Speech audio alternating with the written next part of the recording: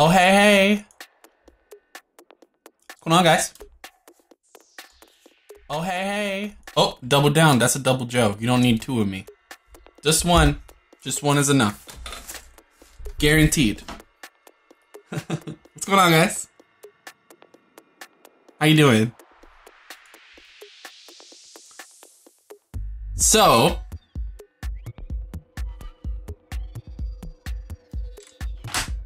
today, we're gonna talk about a few things. Primarily, I want to talk a little bit about internships. So in the course of my career, the one thing that did change pretty dramatically was whether or not I was ready to actually do a job. Really relied on that internship. So I'm actually super excited to kind of share kind of my experiences about that. And I would love to hear, for those of you that have had internships or have had interns or whatever the case may be, I'd love to hear your thoughts on sort of how that goes. I'm going to show you a little bit of the art that I did when I was an intern. And then show you kind of how that progressed.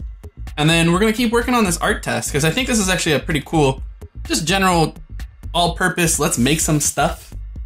A lot of, you know, there's some sort of hard surface stuff. There's some organic. There's some really huge head right now. He's got a really big head for some reason.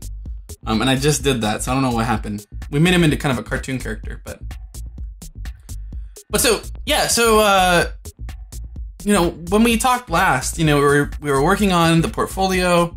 That gave us an art test. We're going to say that the internship happened while I was doing the art test, which is actually what happened. So I was working at another studio and I got an art test from someone else that was a little bit more arty, a little bit cooler. And all in all, like, definitely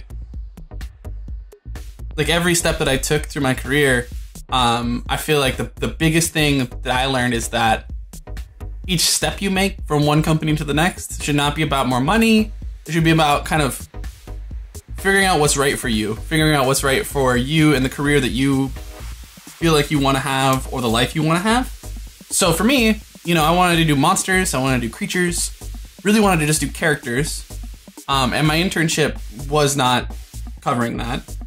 And so when I got opportunities for, in this case, more money to do just character work, I was like, shit, yeah, let's go. Let's do this. So, you know, separate from the money, I feel like that's something that when you first start out, it's really easy to get stuck on and to think about primarily. And I don't think that's a very healthy outlook on how your life can be. The more you choose for, like, the things that you actually really love and that you think are going to be cool, the more just like fulfilling the job will be, and then you'll just get better because of it. Like when you go to work and it's a dope day, it's not going to be for working on the next Forza when you want to be a character artist at Epic, right? Like that's not going to be the the world. So, you know, making choices, like making good choices. So I want to show you some of the stuff that I did for while I was an intern. The first project I had, the literal first thing that I made when I was at when I went to Turbine. Turbine was my internship. I was an intern for 2 months there, and then they hired me full time. But we find the first thing. I got hired actually as an effects guy for D&D Online, not for Middle Earth Online, which eventually turned into Lord of the Rings Online. Now again, this is some pretty old stuff, so let's give Joe a little bit of a benefit of a doubt. Where is it?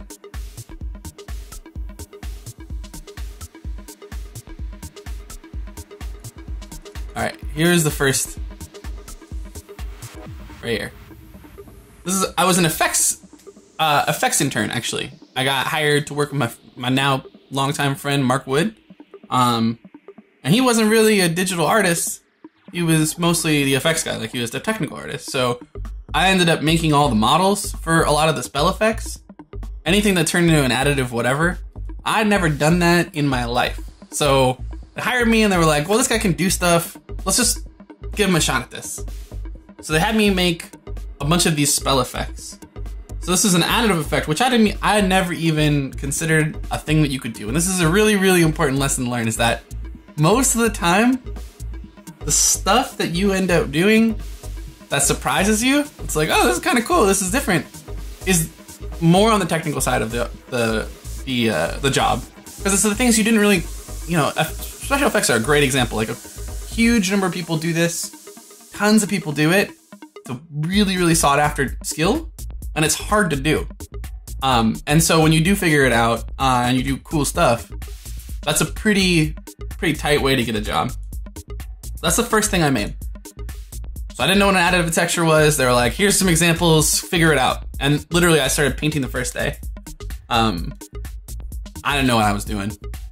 And so I learned a little bit, and then of course, soon after, you guys don't really know this, I love bears. Bears are like my favorite thing in the world. Really, really love bears. They're like my favorite. This was my second piece. Again, an effect. You'd do a spell effect, and then the bear would come out of your body and roar, you know, that was your rage or whatever. So I didn't really know what I was doing. But again, figuring it out. Now that face is pretty tragic, but this is work that I actually did as my job. I made, you can see as we go, there's a cat. Very highly posed, this cat.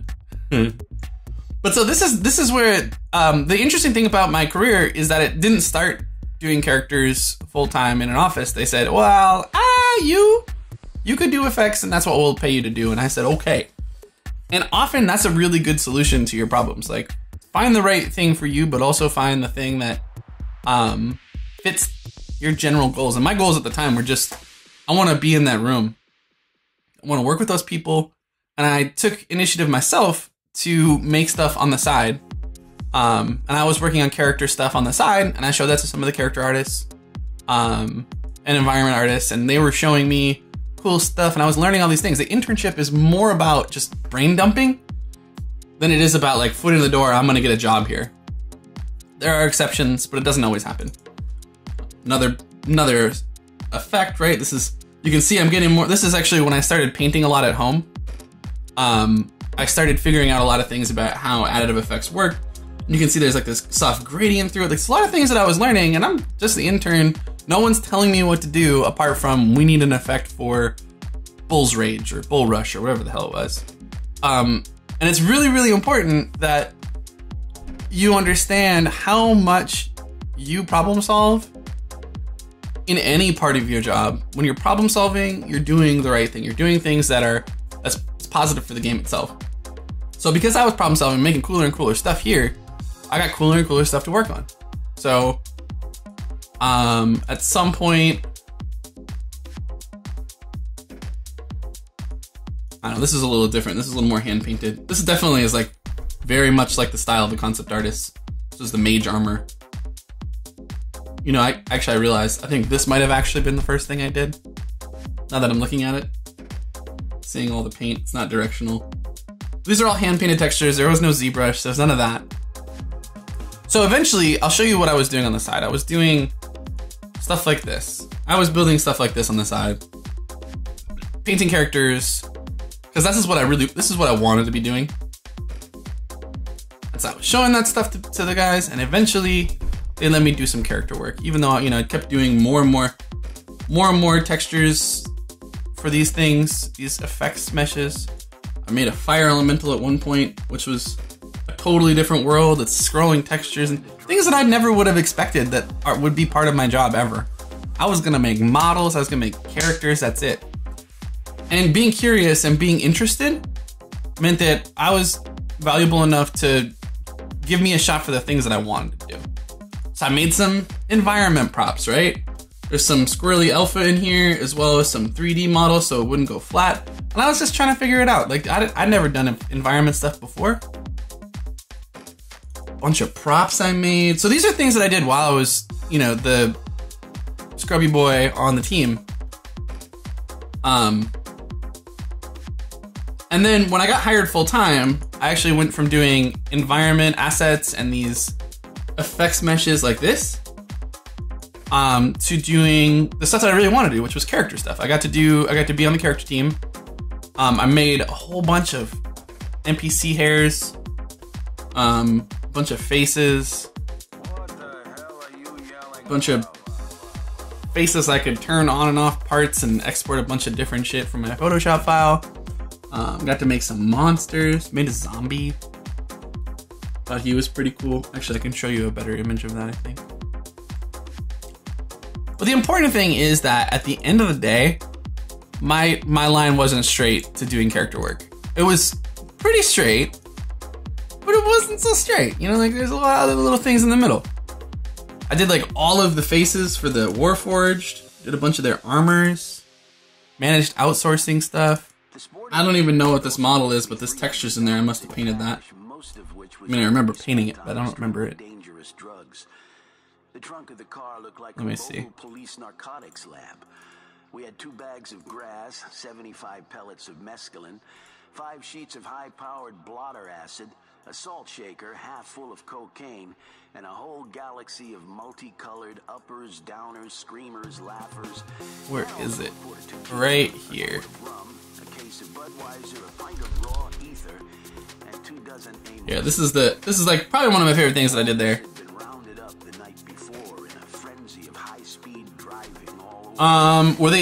Were those effects animated? They had a couple of them had some single joints where they would like the mouth guy, he opened up.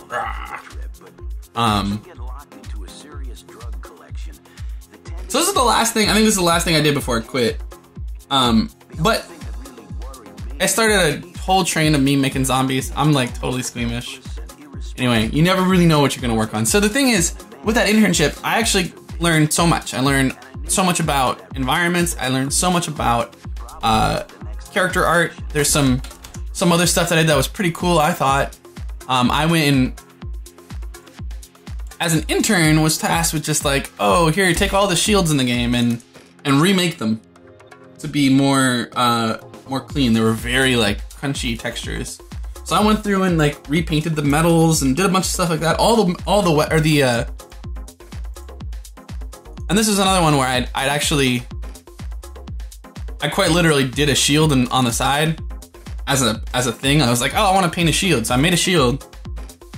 And then I brought that in and I showed it to the outsourcing manager. And he was like, oh, well, you should go remake these shields. So I remade all the shields for the game.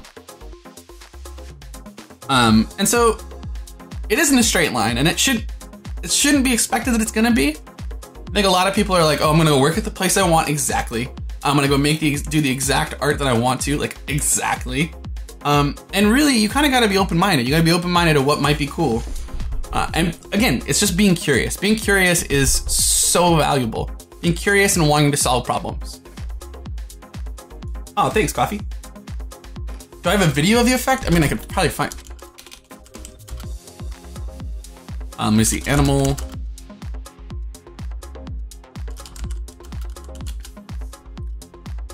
I'm sure this will be tragic. Dungeons and Dragons online. Oh, no, it doesn't even look like it. Is that game even running still?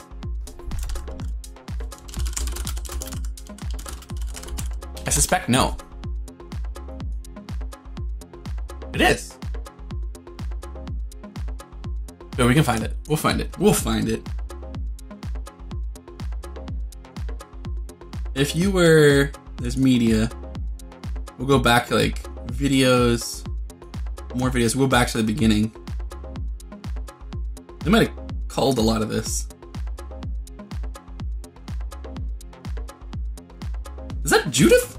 That's Judith. WB. They might have culled a lot of this stuff.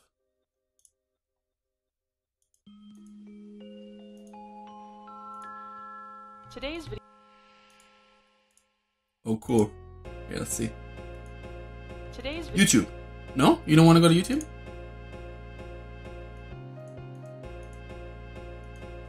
Yeah, this is not the best website I've ever seen. Here, we do this. Ha! Wow, I recognize so many faces. You guys not interested in showing gameplay?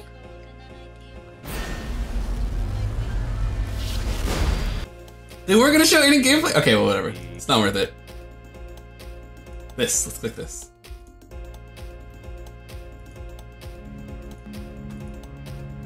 Yeah, Snake. Oh, I don't know. Nope. Their teasers are quite literally teasers.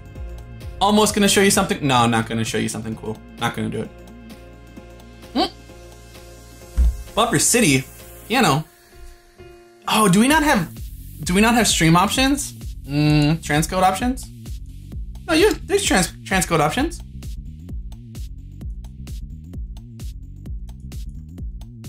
I mean, it's old, dude. I mean,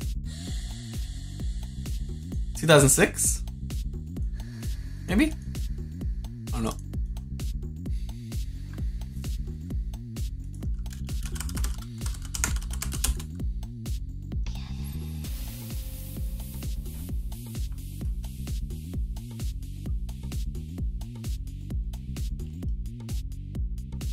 Anyway, so my life was doing some modeling, doing some texturing, integrating some things from outsourcing. Obviously, I didn't show that, but that's some more stuff that I would do.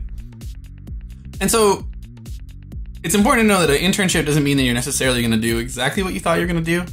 And you're there to help. And I think that's like a really great point of view to have. If you are at that point where you get an internship, find ways to help people, find ways to make yourself indisposable. I think that's a good tip in general. In job. Doesn't matter if it's games or otherwise. Find ways to make yourself useful. Like look for ways to do it. I actually got hired full-time on D&D after 2 months of internship. And I got to do the thing that I wanted to do, but it was because I'd shown interest and I'd shown kind of like what my strengths were. And you don't necessarily always get that. How did I learn to do this? Sly Bazooka, I taught myself. I actually started modding games a long time ago when Dark Forces came out. It's a Star Wars game. It's like sort of like Wolfenstein 2D sprites. I started modifying sprites and making little animations, changing characters, making levels, stuff like that. Yeah, that was early days on an old computer using DOS programs to paint sprites. But I went from that to Jedi Knight, and Jedi Knight was the 3D, the sequel to that. And that game had 3D models, and that was where I started kind of poking around. I didn't really make any real 3D. I tried in a lot of different ways. Just modding things in general, and I did that through Half-Life as well. So I was modding stuff during the Half-Life lifespan, working on a bunch of random projects. Some of them actually turned into real things, but not while I was working on them. Some of them were a little bit grandiose, but yeah. So that was where around that time, Half-Life time was about where I started doing contract work and making money doing it. But I taught myself. Piano, change the settings. Bottom right, there's a settings button. You should have transcode settings. You don't need 1080p at 60 frames per second for this. I'm just talking.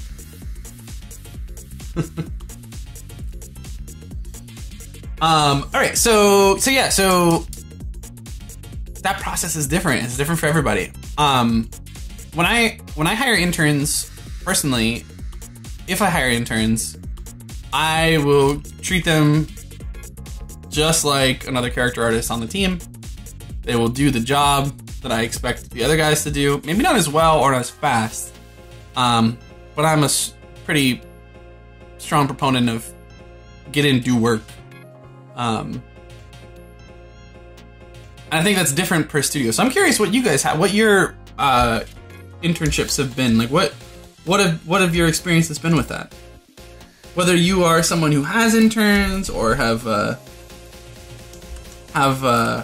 been an intern yourself, I'd love to hear about it. Kind of give some more points of view on that, because it's definitely not the case that my world was the straightforward one.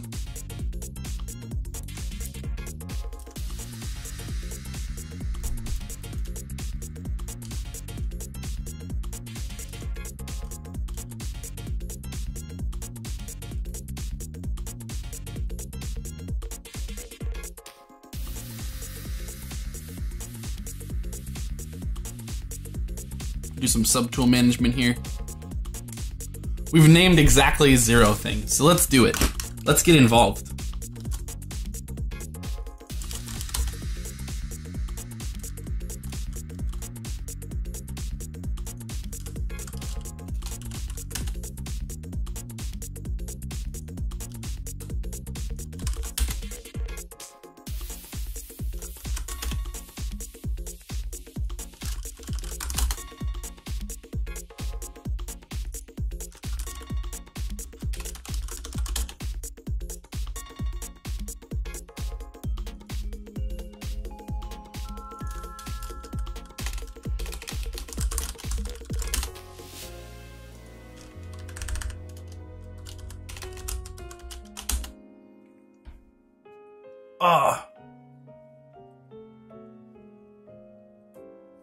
Oh, rip. You block, no. Wait, what?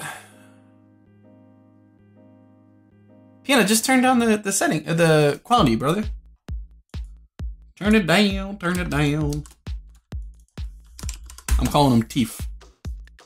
On account of, I don't know.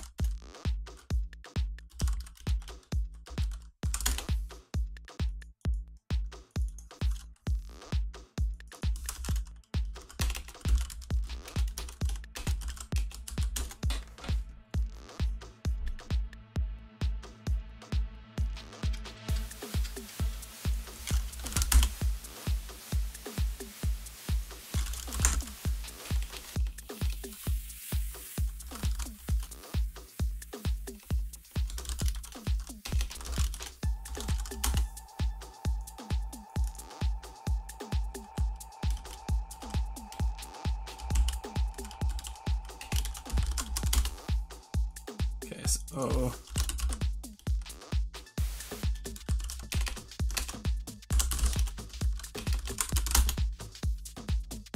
So we're just gonna do a little, like I said, we're doing a little management here. And we'll group these up and make them look prettier.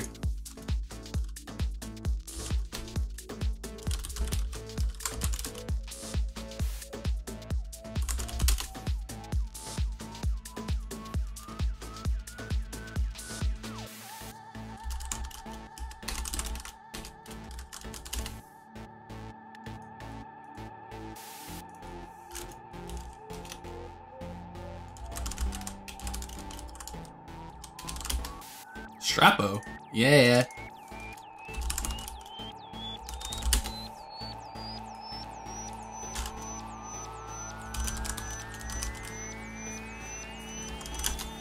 Where JC? How you doing, JC?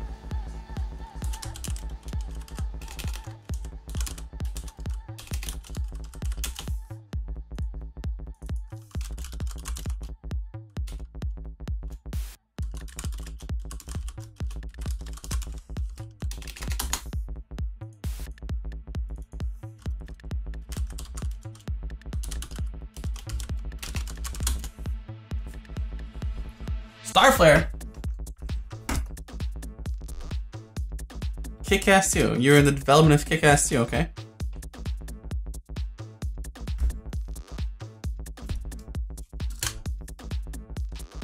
Okay. You did everything from modeling, environments, to character fixes? Okay. So, in general, you got to work on stuff. You got to put your fingers in a bunch of different jars, right? Like being able to work on models for characters, environments. Okay. And in this case, Starflare's professor was working at the studio. Okay. So you got to do a test for the internship itself. Interesting. That's a thing that happens in some places, but a lot of times, in my case, I did not actually have to do a test. I had done, basically the portfolio you guys had seen was the one that got me an internship at Turbine, a long time ago.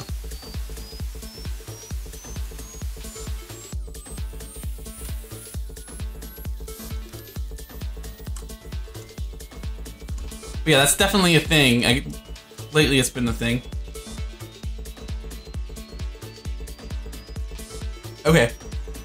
Did you find while you were an intern Starfighter that you managed to sop up a lot of really good knowledge? If so, it's like, what was the number one thing you learned?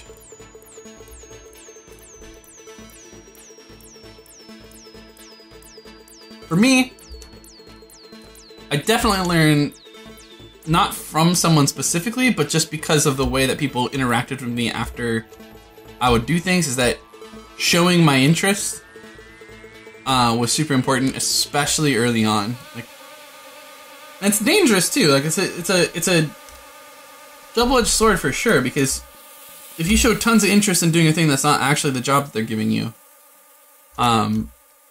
that can be kind of a red flag, right? Like that you're sort of avoiding, like, shirking your responsibilities. In my case, I put my time in outside of work to say, like, here's really what I'm about. And if I wasn't good enough then, I would show people things and try and figure out why I wasn't good enough, right? There's so many people that you can work with that are so valuable.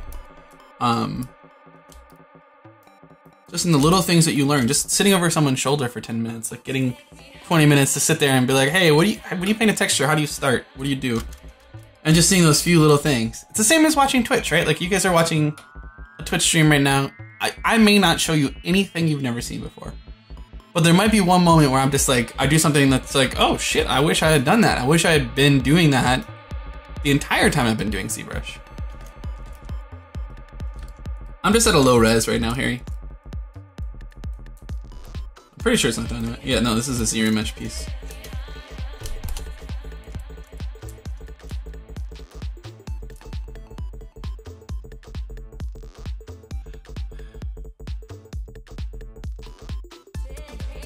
So you learn new programs and workflows, time management, and then sped up a little bit. So you went from one prop every 2 weeks to one every few days. Great, that's exactly it. Like, right, like it's not even a question. Like, being around people that just do this every day, all day, I can guarantee most of you that are not actually currently employed do not spend as much time as people that are currently employed doing it. Right, like, it's really rare. As a teacher specifically, I know, like, I can see when a student comes in and I'm like, hey, I want you to do 3 busts over the week. They don't have to be finished, just do them. I don't know how much time it's gonna take you to do 1. And I know that if you don't have 1 done, and you could have done maybe 5 pretty easily, in the time that, you know, if you just spent a few hours a night, like, you could have done some things.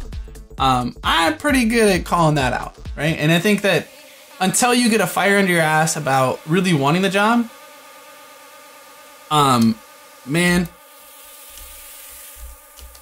you just don't even understand. Like, when you can make it your job, you cannot think about anything else. That's all your job is to do the thing that you've been talking about for so long. You just get so much faster, so quickly. And you have just a boundless amount of information at your fingertips with just sitting next to people.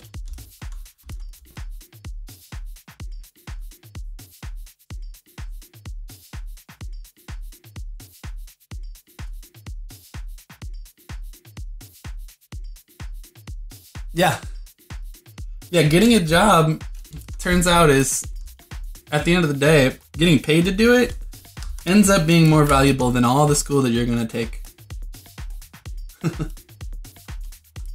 The people next to you have been doing it for 15 years, you know, like, they're gonna be like, oh yeah, no, you should never do that. That's a really bad choice. And you didn't even have to explore to figure that out.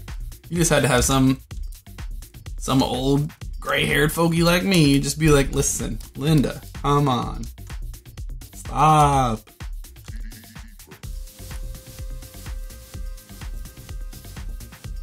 You know? Like the show Seinfeld.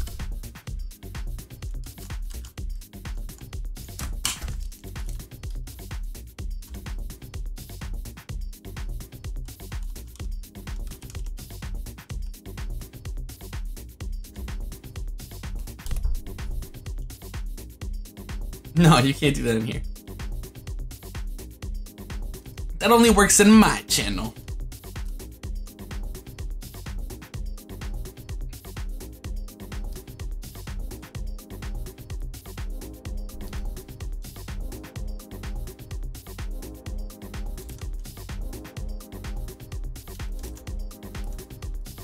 Okay, we're getting the block out worked out through here. So I've done a few different versions of how I would block things out on this model. So these jokers here, I did some Topo brush in ZBrush. These jokers here, I did with a combo of the sculpt that I had done in ZBrush, and then popping it out to Topo Gun and tracing topology there. I did this all on stream, on my own stream. So much monster stream. On these, I just extracted them. I believe this was also an extraction. So what do you guys want to see? Which I'm gonna do the back plates in a second or soon. How do you guys want me to do that? What's your interest in seeing the process that I would take? I know a bunch of you jokers hang out on my stream anyway, so you saw the combo.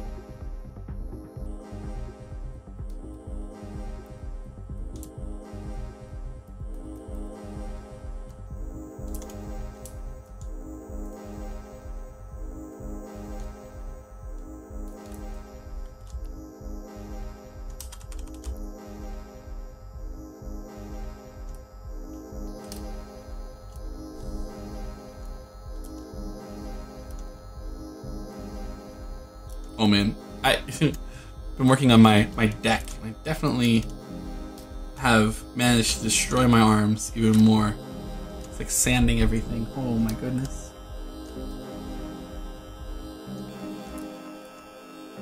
Feeling tight, shoulders tight. Excited kangaroo. That wasn't the question. Is what would you like to see? Like what things are interested for you to see, Demo? I'm interested in what chat is interested in.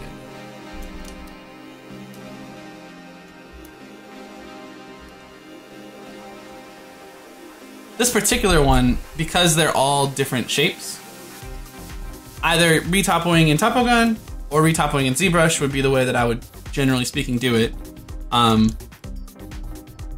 there's no reason I couldn't also extract them. I mean, it's like, basically all of the possible solutions work great.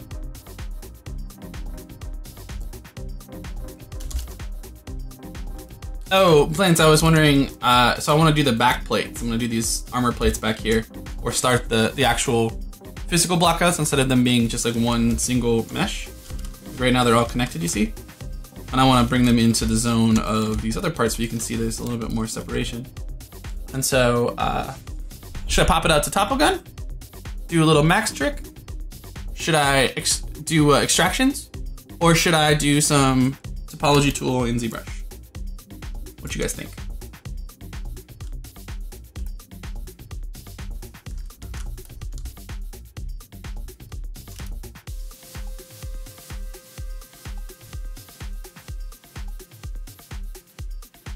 I think it's decisive in a job whether you know a tool they use.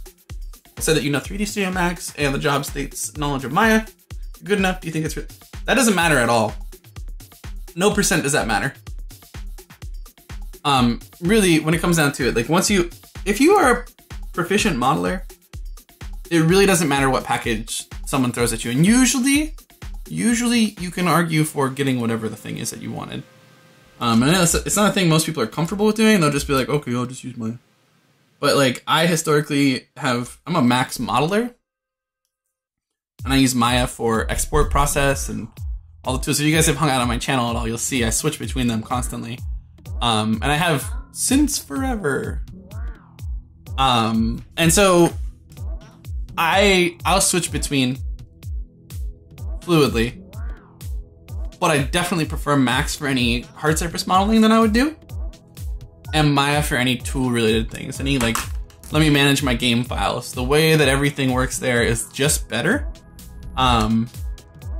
Referencing and dealing with rigs and all the stuff, like the way that you can manipulate it is just better. I just strictly prefer it. So every single time I'll have a Max file and a Maya file. My Max will be all my hard surface, my production stuff, the things to get from point A to point B. My Maya will be the thing that I will say, here's my final. But generally speaking, if they're willing to pay you, you know, the number ends up being like roughly like the average cost of an artist for a team, a hire for a team, is like $100,000 a year for licensing, equipment, you know, the cost of electricity, all that shit together. Roughly, no matter what your salary is, the average ends up being, there's a pretty big buffer of your health insurance, your all of the other stuff that you have to think about that you don't think about when you get a job. You get, oh, damn, yeah, $70,000, $80,000, $9 million a year. It's amazing. There's still this overhead, right? And so at the end of the day, your productivity is more valuable by a lot in figuring out what works for you, right? So if they need to give you a little bit of time to figure it out, they'll give you a little bit of time to figure it out. It's never going to stop someone from hiring you, like you using Max or Maya instead of what they asked for.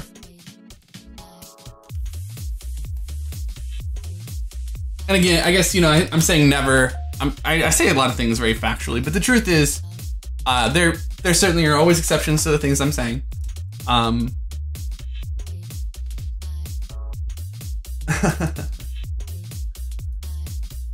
So like in this case, like an example of an exception, like, oh, you're not going to get hired if you know one and not the other, would be like, oh, they're trying to ramp up for finishing production and they don't have time, or like time is a resource specifically. That's the most valuable thing you have, right? They don't have time to give you. They need someone to start because they know that they need 3 months of work or 6 months of work or 9 months of work from you. And they need you to go and just do it, right? It's going to take you a month to be comfortable. It's possible that they would say no, but generally you don't hire like that.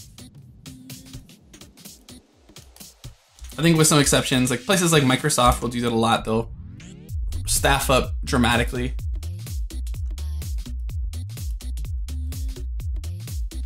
Yeah, exactly, Dark.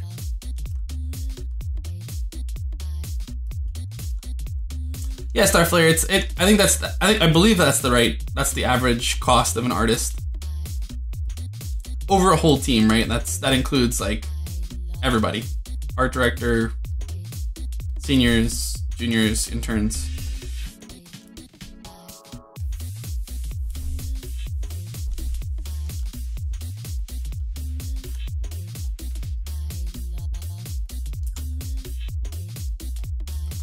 But yeah, generally, I'm of the mind that if I can use a tool and do a job faster and better, I'm going to ask for it. And if they say no, then, you know, then there's a understanding that I'm going to be slower and it's going to end up costing them more in that way.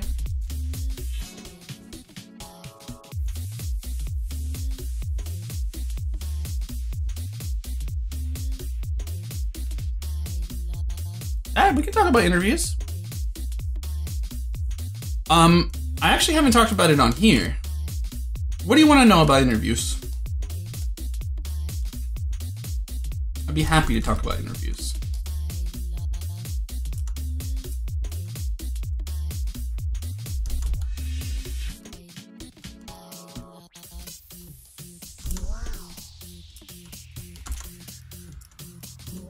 All right, what did we say about?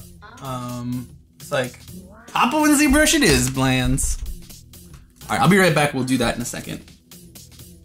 This face, I kind of want to just sort of delete it.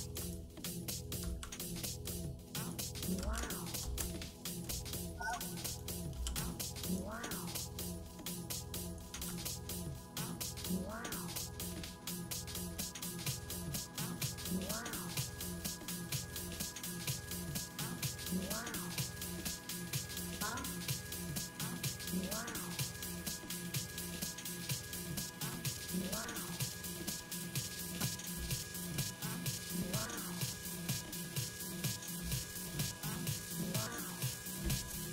All right. I'll be right back. We can do both. Why not both? Let's do both. We'll do both. It's a new key. Don't even worry about it. How do I feel about spec work as part of... Nope. No spec work. That's ridiculous. Oh, an art test is different. Okay, 5, 3, 1. Let's talk about this in a second. I'm gonna run to the bathroom. Be right back.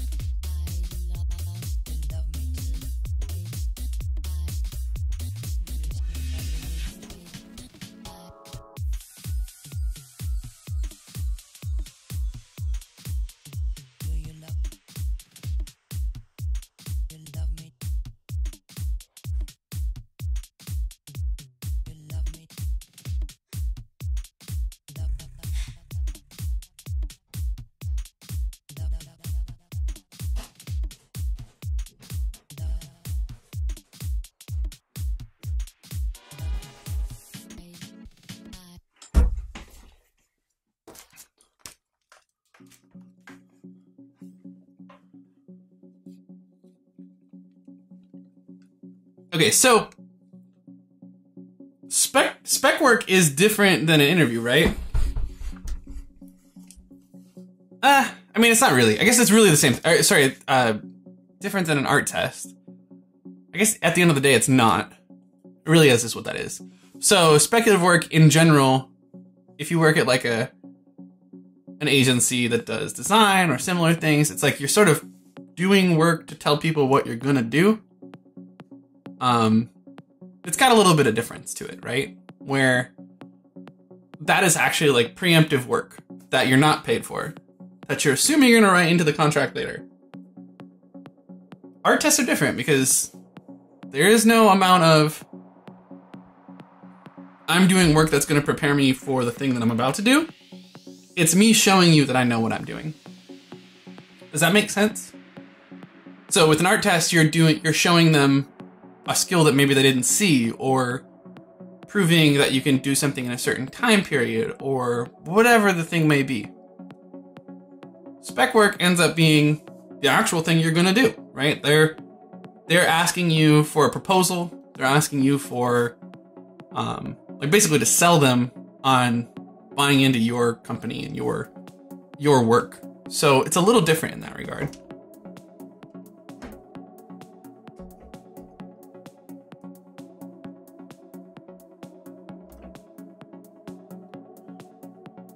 So, right. So now with spec work, what I've been doing lately has been consultancy, right? It is really, really, really, really, really, really, really, really valuable if you are a consultant to be able to do that sort of thing. Like just throw out, here's the thing that we're going to do for you. Here's how we're going to do it. That's different. You get paid for spec work, generally speaking, if you get the job. They'll pay you for it. Often there's some small amount of money involved in that. An art test, no, you're gonna end up doing it. And yeah, so like for me, I'm at a point now in my career where I don't want to do art tests anymore. I've shown pretty much what I'm gonna do in my portfolio. And if it feels like it's gonna be more work for me to get a job, with some exceptions, I'm probably not gonna do it. But mostly I think that's a luxury. That's not usual. A lot of times you're gonna end up being asked for an art test. You can have a bomb-ass portfolio, doesn't matter. That's actually what I'm doing right now. 531, we're actually doing the art test that I took for ArenaNet. I'm redoing it just kind of in a live format. You can kind of see what it looks like. This is, 10 years ago now, so I'm redoing it. But yeah, that's definitely not going to be the case that you won't be able... I don't think you'll get away with not doing an art test in your career.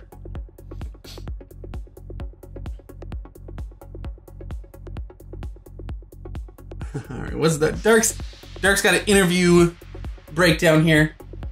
Don't pretend. Let me just read through it.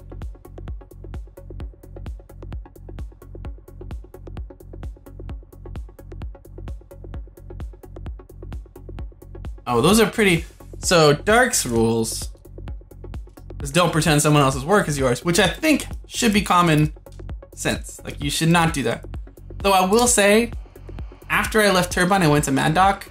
I interviewed a dude who was an intern at D&D on D&D after me, and he was showing his portfolio and kind of showing what he had done. And dude was like presenting his portfolio as if like all the stuff was his, and he was doing like a bunch of emblems on the shields that I had made. And that was I could tell what it was that he had done. I could see it because I made the fucking shield. I made them. It was me that made them. So I was like, so what'd you do on these? And he starts describing. He's like, yeah, making them feel like the different clans and everything like that. And I was like, so, all right. And I was just waiting. And eventually he was like, yeah, so there were some shields there before. And I was like, okay, good. That's good. Good job. Dig up. But yeah, don't take credit for someone else's work. That seems like that's pretty common knowledge, like or common sense in general. Just don't do shit that's weird. Don't be weird. And that can come in a lot of different flavors, obviously.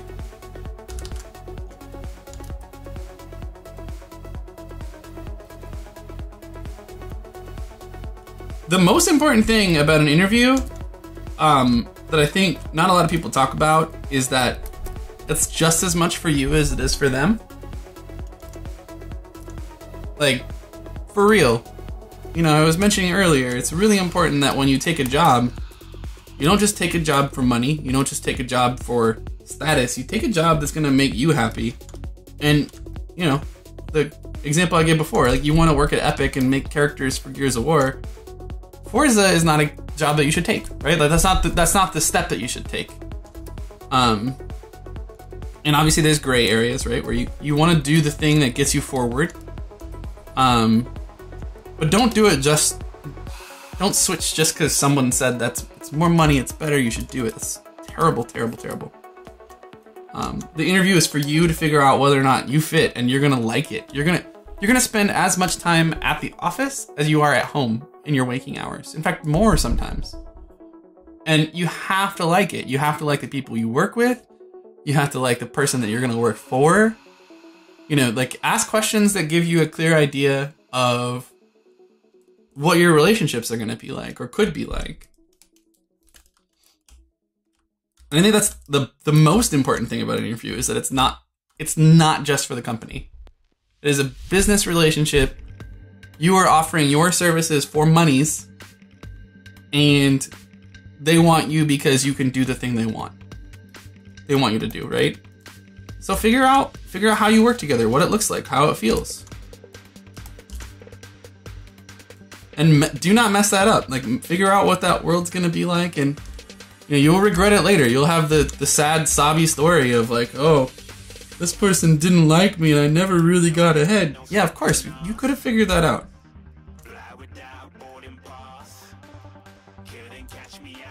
I think a lot of the game industry woes that you hear about can be prevented by you being aware and being interested in what the business is.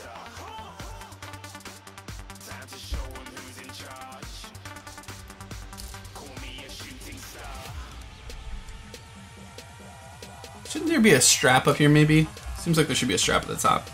Yeah.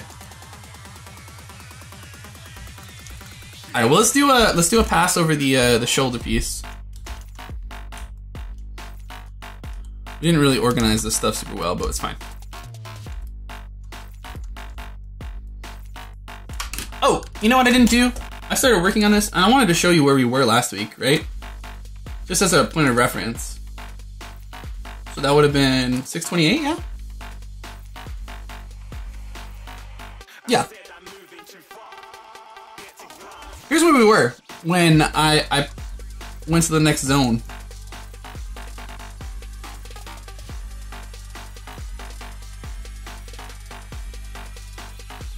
This is the rough that we had done last week, and I've done a bunch of block-ins and push stuff and pulled stuff. This is where we were at the end of last stream. And here's now. So proportion, pretty dramatic proportion changes. Lots of the Gumby model that I'd sculpted on, right? Like, you know, these are all just simple extractions that I've kind of scribbled, pushed and pulled. They've now turned into separate elements. They're all like physical geometry.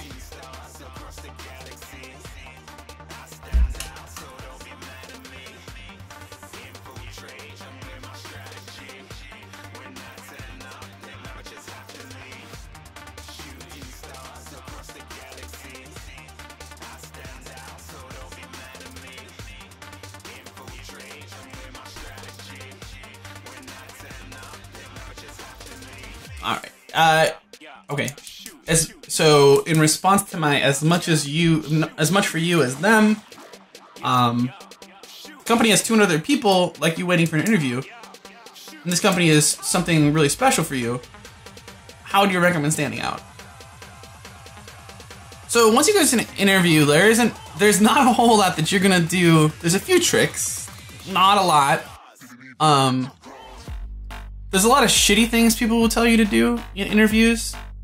Pretty much, if you read an article on LinkedIn about how to do, like, how to be interview well, you're not being yourself. You know how you interview well is you be yourself, and you treat the people that you're talking to not as some god that's deciding whether or not you're going to get a job, but as someone that you might actually work with in the future. And when you realize that, and you realize that could be your boss, that could be your coworker, that could be whatever, the difference in how you talk to people is dramatic. It's night and day different. At least it is for me. Like, when it's someone I'm gonna work with on a daily basis, I wanna know they know what they're talking about. So when we talk about stuff, I ask questions.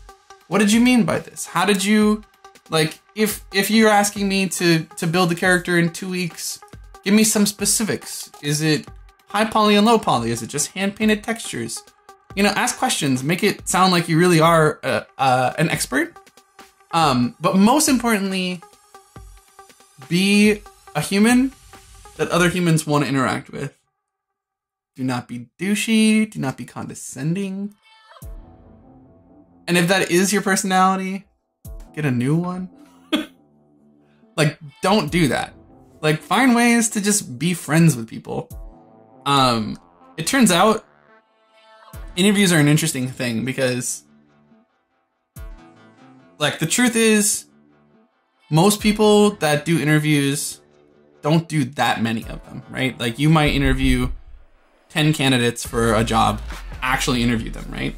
Usually that stuff is screened out. Like, you screen people till you don't get dudes and dudettes in your office that you don't like. You do a phone screen, you talk to them, you make sure that they don't offend your sensibilities when you're talking to them on the phone. You look at their portfolio, it's dope. You already know they're good. They did an art test. You know they're even better than they were before. So when you get there, often it's a personality and culture fit, usually. There are exceptions, certainly. Like, I could tell Amazon had some very specific hiring practices for how they interview you. They ask you questions, they document everything. It's very different than other places. But for the most part, no matter how many notes people write, they're trying to figure out whether or not you are the right person to sit next to them all day. It's not cheesy. Starfire, it's not cheesy. It's not cheesy. I mean, honestly, most of the job, the races for a job have nothing to do with whether or not, at the end, whether or not this is a famous person or they have a better portfolio or you know their name. That helps you get in the door. But then that famous person talks to you and they say some shit that implies that they're going to be hard to work with. And then the guy that was cool, that did a pretty fucking good job on their test, is the person you're going to spend 2.5 years sitting next to. No, I'm... okay, yeah. It's not cheesy. It's totally true. It's really important. So there are some shenanigans you can pull that are not the worst thing in the world. It's tough to get away with. But certainly... I mean, I certainly do it when I feel really good about the job. If someone asks me a question about how I would build a character customization pipeline, and they're asking me to do it, involving the people in the room is really, really, really smart. So if someone asks me to do, like, to design that, to a hypothetical character customization, what sort of things would I worry about? How would I manage expectations? Whatever. Every once in a while, dropping a we in there. Well, we do this. Like, you're already working with them. Is a shenanigans move. The truth is, most people are super awkward in an interview because it's hard to be interviewed. So that kind of stuff. I mean, I'm giving you some things that I do that I'm fairly comfortable in those scenarios. So I don't really think that that's really necessarily something I would suggest a lot of people do.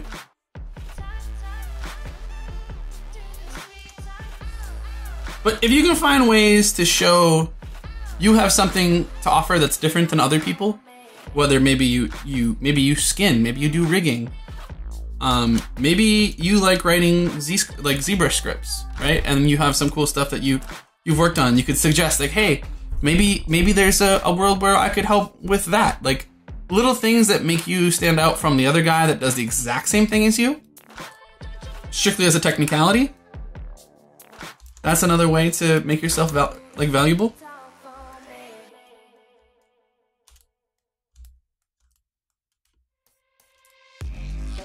But most importantly, I do think that if you realize that most of the time the people that interview you are going to be as uncomfortable with interviewing you as you are, like, they're just not going to be that great at it, and that really they want to walk away and feel like, yeah, I could see myself working with that person, you're going to be in pretty good shape, is what I would say.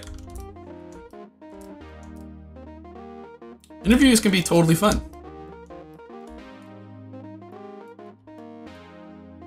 I mean, where else do you get to, like, explicitly talk about all this nerdy shit that you have this deep dive knowledge of?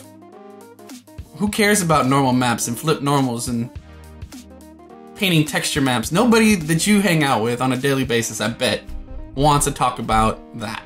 Or if you do, you have a couple of friends that do a similar thing. But you don't have a conversation that's like, no, how would you do this? How would you do it? Tell me. Or you don't get there. You don't get to that point.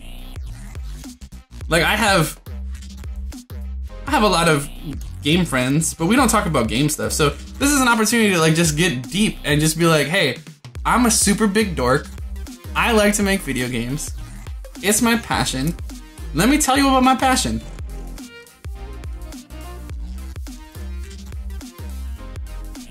I mean, you certainly don't get to do that with your parents, right? Like, how many of you guys actually do character art, or really any game art in general?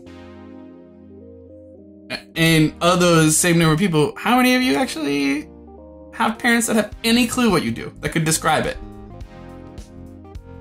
Right? Like I'm fairly certain. So 16 or 17 years of making games. I can't remember how long it's been. 15 or 16, 17, something like that. I know my mom will call me once every couple years and be like, so Joe, if you were to describe to Barb what it is you do, how would you tell her? And as, like, under the guise of, like, oh, I know what I would say, but, like, how would you help Barb understand? She doesn't have a clue. You know what I mean? Like, no chance so far.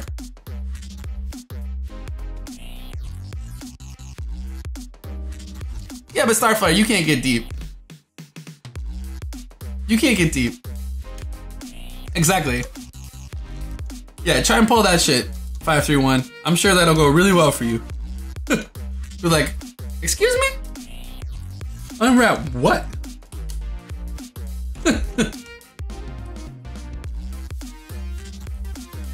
All right, let's do like a couple different maneuvers up here. So I'm gonna take this this boy here. I'm gonna do a duper, and I'm gonna delete my other subdivisions. Is that enough? No, we'll do it right here. All right, later, Frank. No, Frank. No, I didn't see that. Frank, get it together.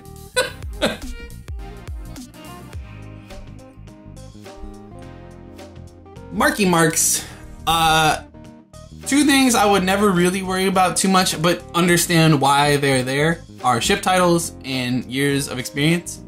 As a hiring manager, I will never say I need someone with 7 years of experience. It will never happen. I would never say those words. I want a boss-ass portfolio. I want a clear indication that this person's gonna help me out with whatever I'm doing.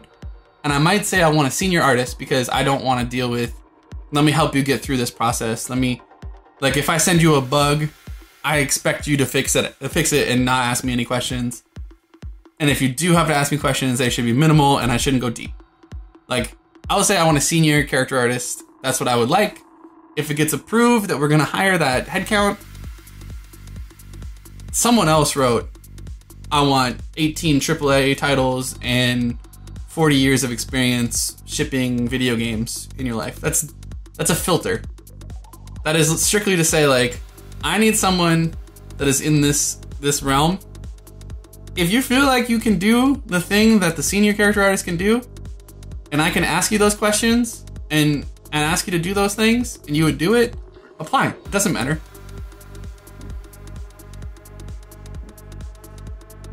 Ship titties? No one's shipping titties. Starflare, get it together. Titles. He said titles. Get it together. No one said that. I'm gonna call you Gutterball Crafts. Changing your name for you. You're welcome. All right, let's do a couple. Let's see, Pinch. I don't even know why this is on my fucking. Pinch just gets to sit on my UI forever because for some reason I never get rid of it, and I don't know. Maybe there's something near and dear to me. I don't know.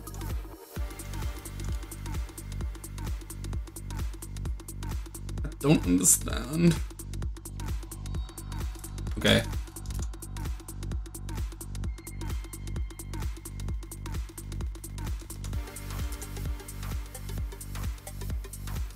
Oh, I love that. My favorite feature of the topology brush and curves in general. Just shooting off the screen there.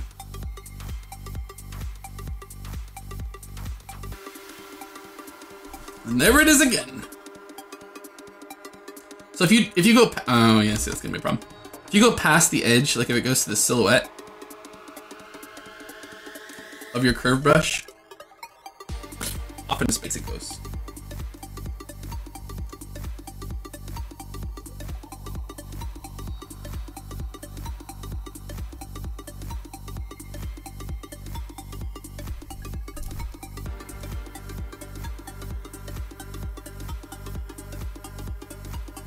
Well, there it is again. Stop it, ZBrush.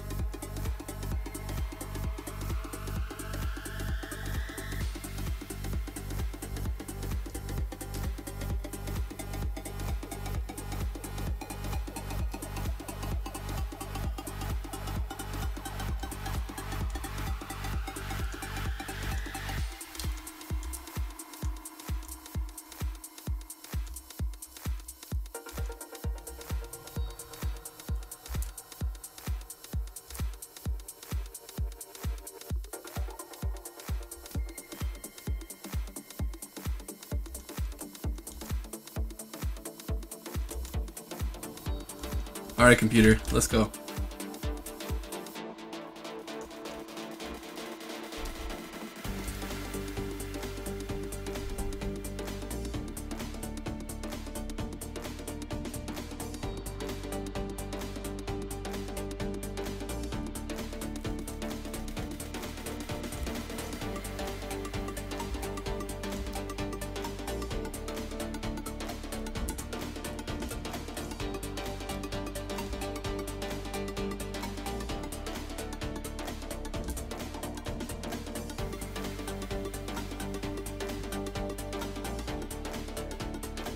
Cobalt, that's a feature, yeah? It is what it is.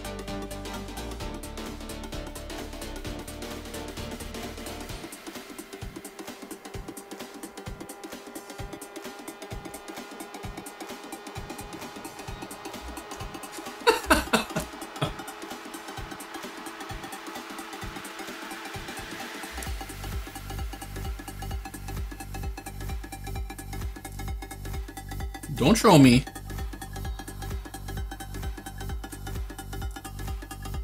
You jokers.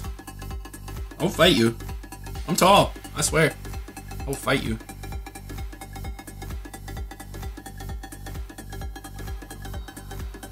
Oh, best feature, NA. Where are you even coming from? What are you doing? Buddy? You know what? No.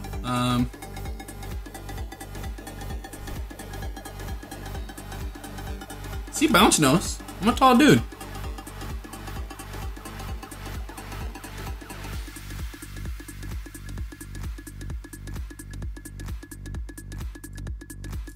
Where is that boy coming from? Get out of here. You're done. You're done, Zoe. You too.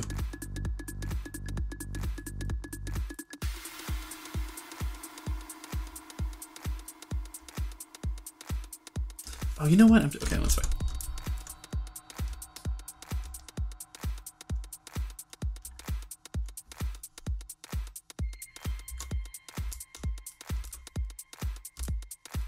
So I don't understand why that happens sometimes. You guys know?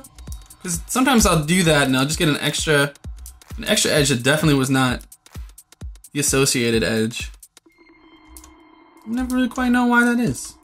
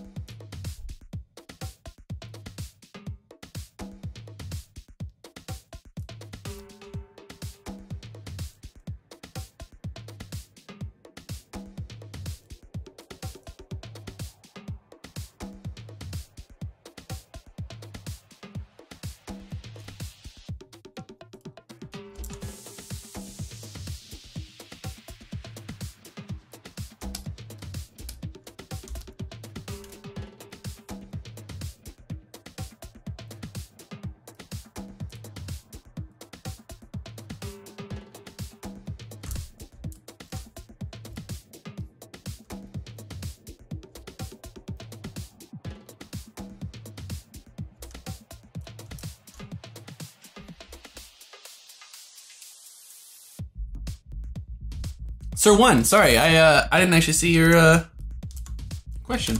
I'm making some planes to do a little retop action.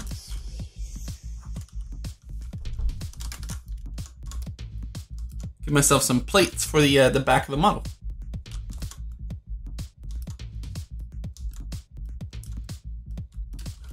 I'm 6'2". Doesn't seem like it when you're sitting down with the camera right by your face, but yeah, I'm 6'2". Tall boy.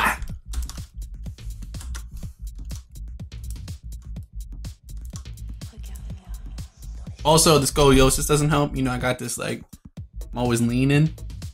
Got that wiggle spine. Can't get a wiggle spine just anywhere, you know? Just here. Just here on stream.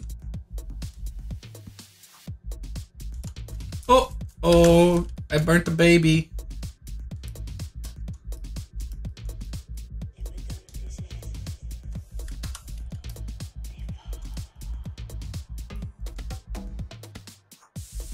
Oh, my brush is too big.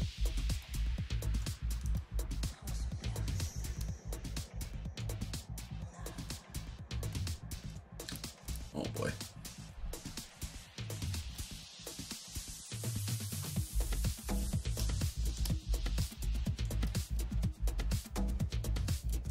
It's gonna be impossible. My curve step needs to be turned down. All right, stroke.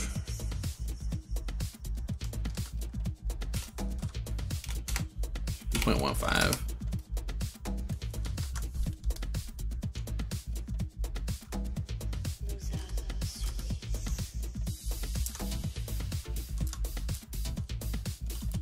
So curve step is the distance that it jumps, and so if you jump across a peak from here to here, if that was your step distance, and it doesn't overlap with this tool, it's not going to draw the connection. It's not going to put that corner there.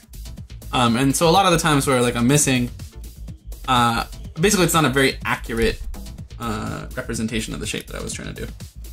In fact, I'm going to just drop a few of these out.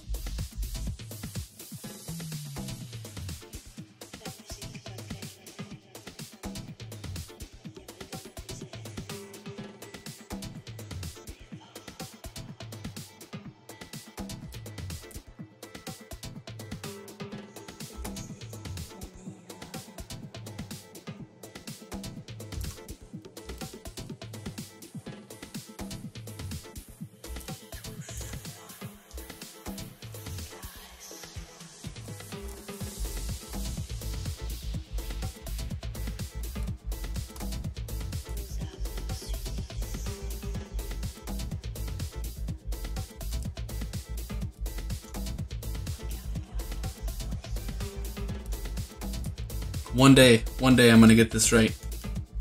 You know what I'm saying?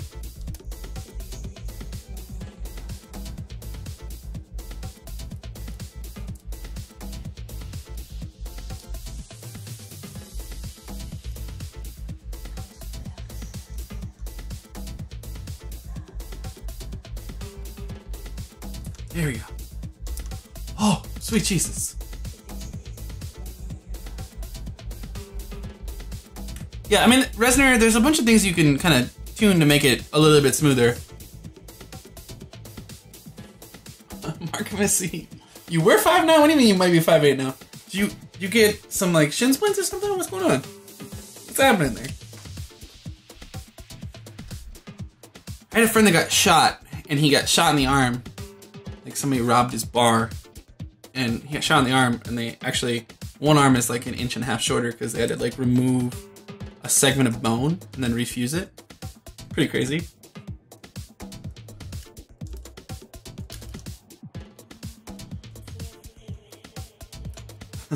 I like that you say, I wish that Pixelogic would have done that. You got Pixelogic friends in this channel right now. You could ask some questions if you wanted to. I'm not the only one involved, you know what I'm saying? Matter of fact, I'm just some guy. Some dude.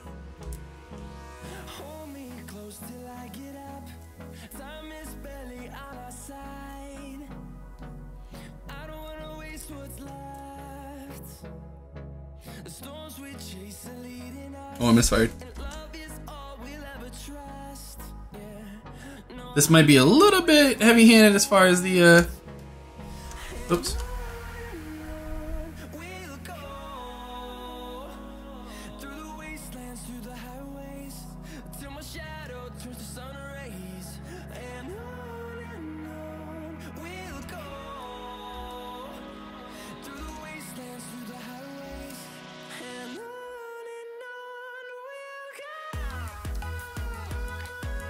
You know, I can say that I don't, that's not doing exactly, that was control to, no, it's not control. Do any of you guys actually know the shortcut, like to make it snap to the point? Because I definitely know this shortcut.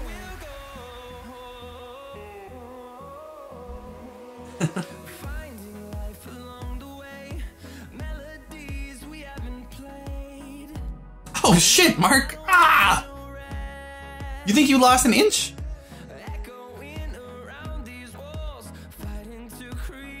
I don't. Blance, if I'm gonna retopo, I use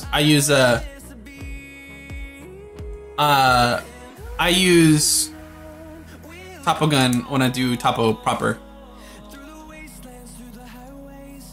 I've historically used that method quite a bit. It just isn't.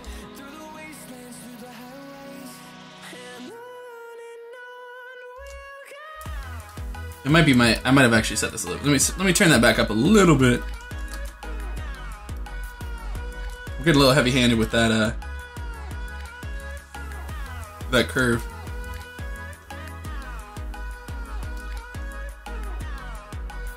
The snap distance is going to be a little fucked up if I have that much difference.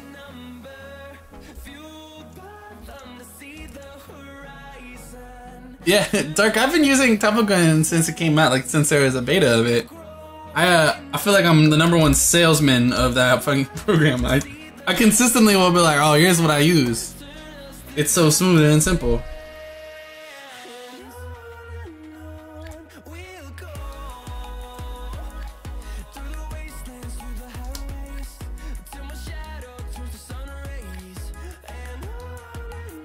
Christy was giving me a student rate for my classes, because I would, every class I would be like, here's what I use and you should have it. If you don't have it, I'm sorry.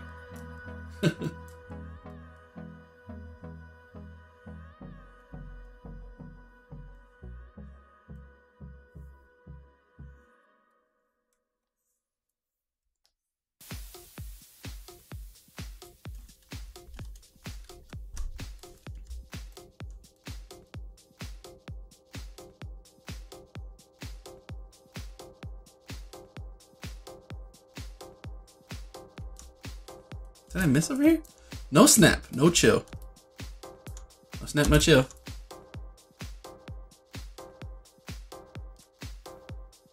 I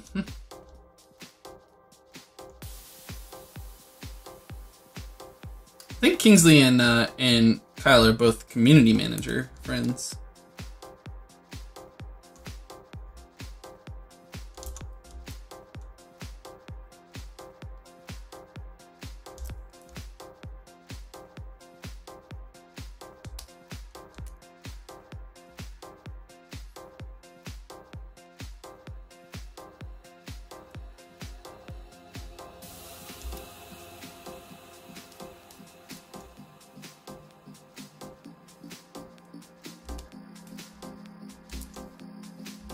No, I really just don't understand some of these creations are questionable.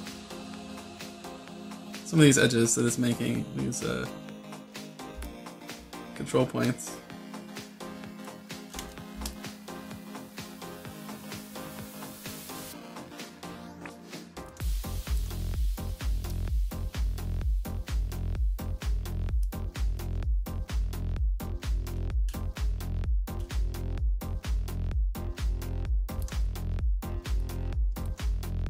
Why? Why now? Why now? Why not now?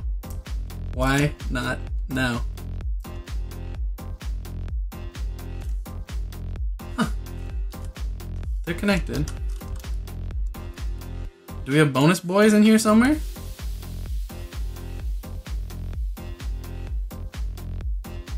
Huh.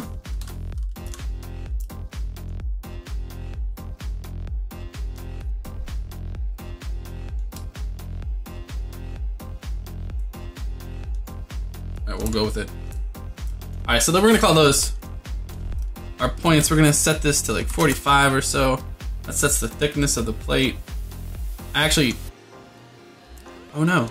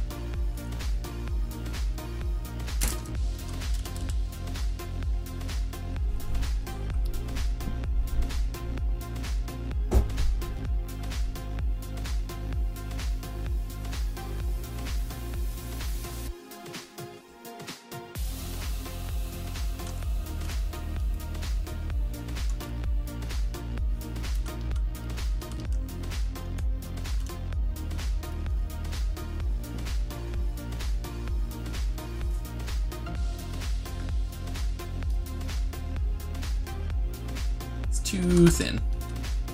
Let's try like 65.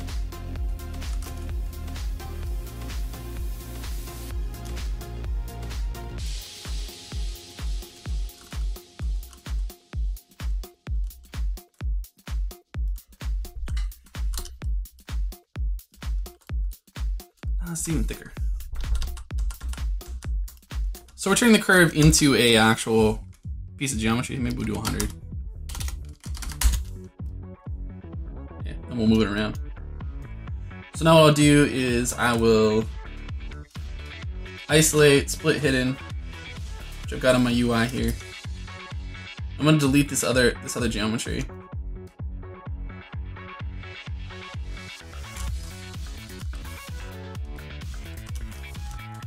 Not this one, this one.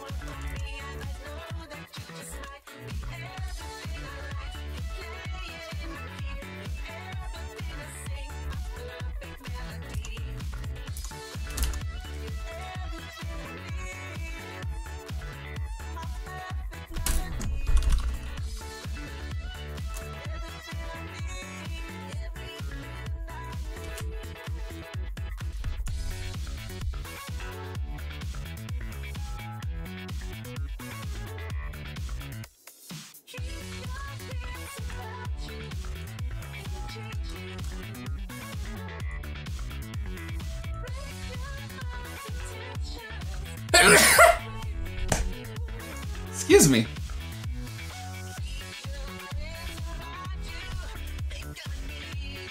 Oh my goodness.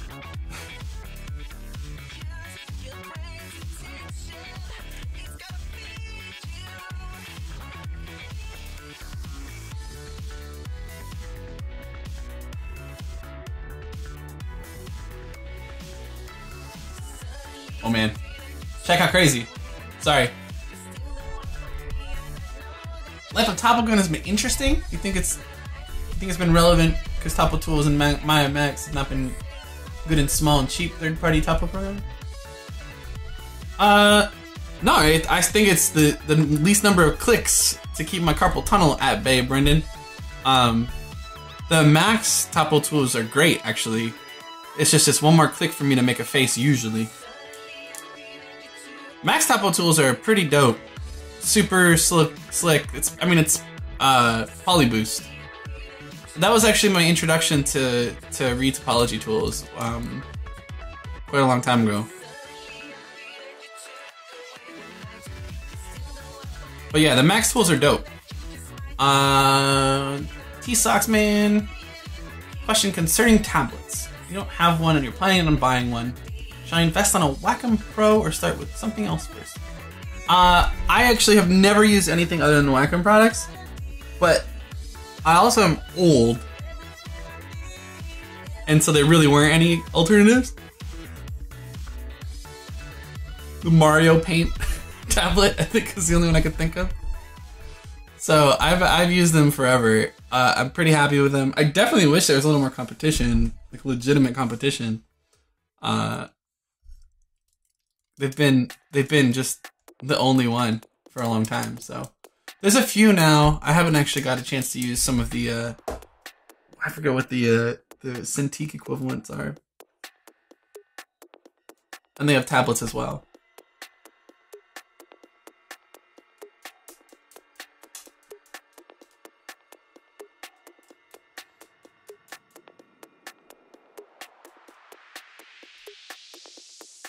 Oh, how do you mirror the topology brush? You hit X. I guess I didn't do that. Nice job, Joe.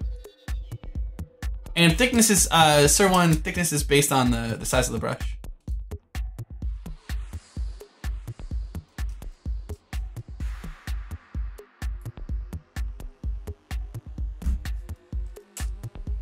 Turns out, no, I did. Wait a minute.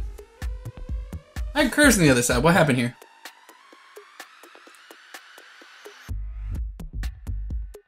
What did I do? Somehow I didn't get it's a mirror. I'm not sure what happened there. I'll be right back, 1 second.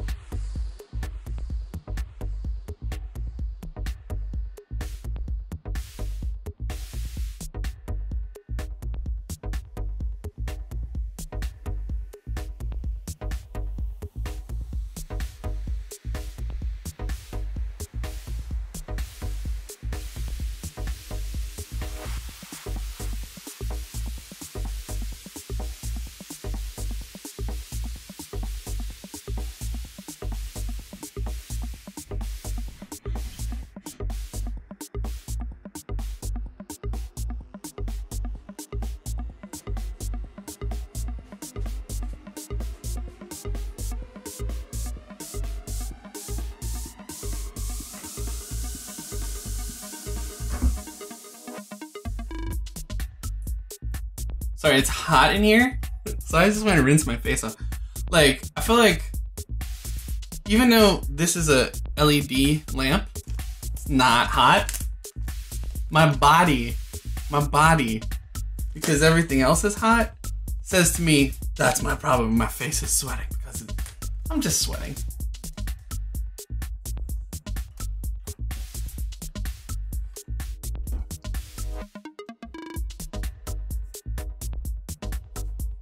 What do you learn here, Savrone? Everything. Also nothing. It's like whatever. It's like whatever the day is, you know? Whatever we're doing. I actually don't know what happened here. What on earth happened here? Boys and girls. And I deleted the other. I think I deleted the other half. Because I'm dumb. Nailed it! Okay. You know what? You know what? Shit happens. Let's go. Let's do it right. We're just gonna. Okay. Here's what we'll do. We started that process and we failed at it, but we failed at it because I deleted something. When it asks you, do you want to delete this? This is undoable. And you say yes. There's a yes, no, and an always okay button. I always hit the always okay button because I'm reckless. I'm a reckless dude. I'm trouble. You know what I'm saying? Trouble. And so I definitely had done that. And so when I split hidden and I didn't realize they were actually not on the center line, bloop, deleted them all.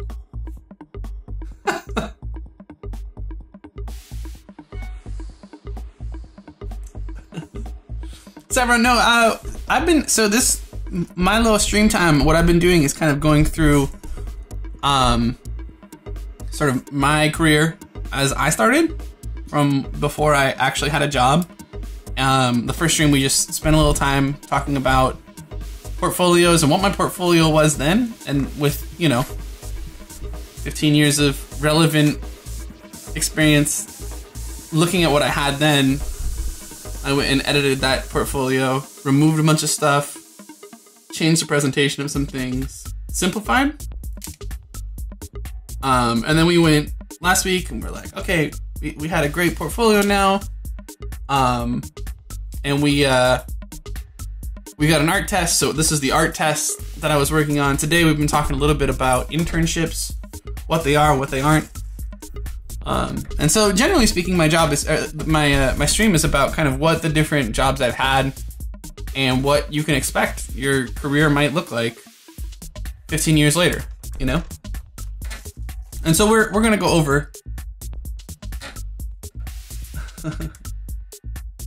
I don't know, Sevron, it's not necessarily true.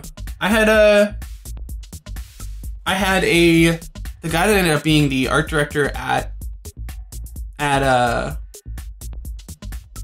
Turbine, he was an intern before me, but he was in his 30s and he had been a traditional painter. He's a great painter. His name's Todd. And he was an intern before, like a couple of intern groups before me at Turbine, and he was the art director right after I left. He was a senior artist. He went from intern to senior artist to art director in the span of a few years. And you don't necessarily start as an intern. You can start as an intern. You can start as junior. You can start as staff. It really depends on where you're at. Also, how swole you feel, like how smart, like how good you feel like you are. Like there's an art to negotiation as well. So we're gonna just extract all these.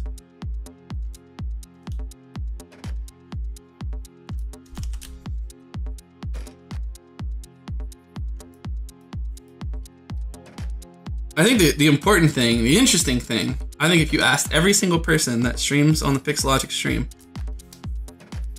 ask every single one of them what their career path was. You ask them to describe it. It's going to be different, and it's going to be dramatically different each time. And you'll be shocked at how much someone's going to be a bioengineer, someone's going to have been an architect, there's going to be, you know what I mean, like, the genesis of making games is about loving making games and about love of the craft of making characters or environments or any of those things. It's not about getting rich. There are very few people that do the thing that we do that get super rich, right? This is like it's a reasonably paid passion project, you know? You get to be creative as a career, have a salary, be consistent with paychecks. You know, I think if you ask anyone who does is just strictly a contractor, there's just like always this there's like this, it's not necessarily feast and famine, but it's just sort of like this feeling that you need to keep your shit together at all times. You have to be on it at all times.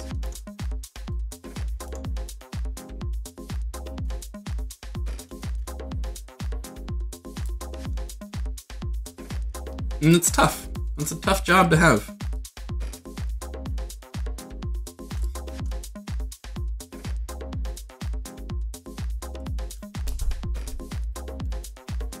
It's your turn to drive.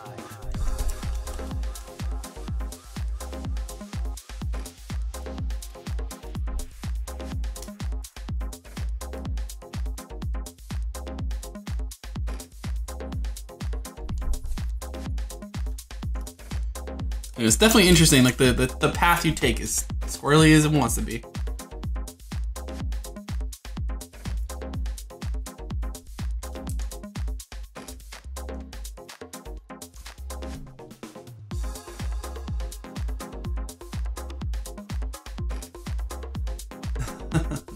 Exactly.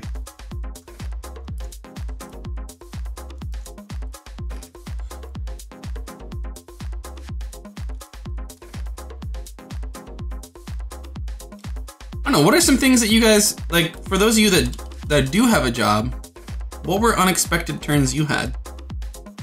Where you, like, it went really well or it went really poorly, or you didn't, it came out of nowhere? For me, I definitely was out, like, I feel like there was like a lot of craziness with the fact that, like, when I worked at Rockstar, I was not super stoked on how that was run at the time. And I was super surprised. Like that was like the world that you could live in, right? Where it's tough to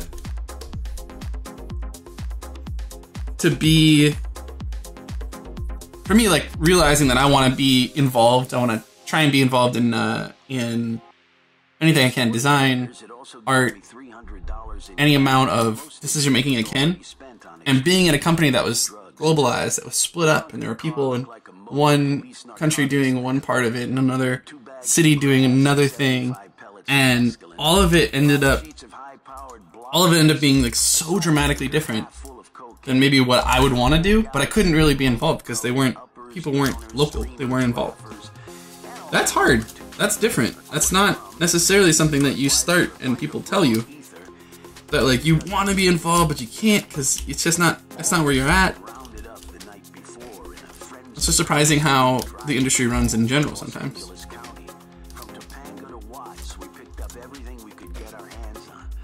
Not that we needed all that for the trip, but once you get locked into a serious drug collection, the tendency is to push it as far as you can. Oops. The only thing that really worried me was the ether. There is nothing in the world more helpless and irresponsible and depraved than a man in the depths of an ether binge. And I knew we'd get into that rotten stuff pretty soon, probably at the next gas station.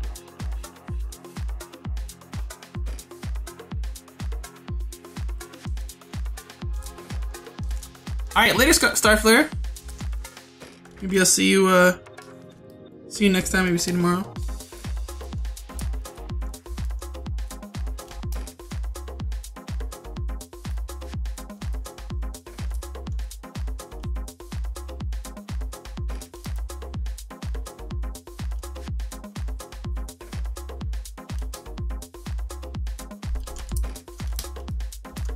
Alright, so then I'm gonna do subdivide once, smooth a little over the top of it.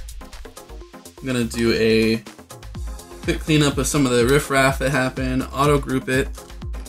Take a look, I know I see some down there. So we're gonna do this, pop, invert that. So we're just gonna get rid of any of like the cross projection grabs that I got. So those all look like the legit ones. We're gonna split hidden.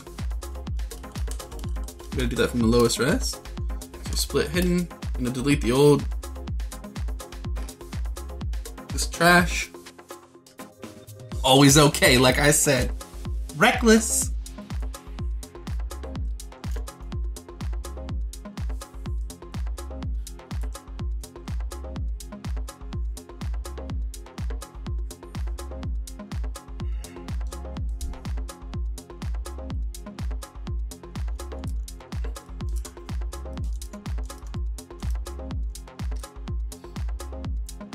Alma Al-Baldry. I'm using a Cintiq.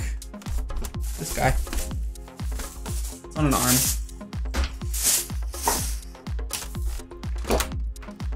Marky Marks, I agree. So I'm also gonna ZRemesh this at a low res, like maybe 0.5K, which is 500-ish. As much as it can be. Oh, wrong one. So this is gonna be low res. I'm gonna subdivide that. Now I'm gonna take this and we'll unhide everybody. Find his friend, the original. The OG.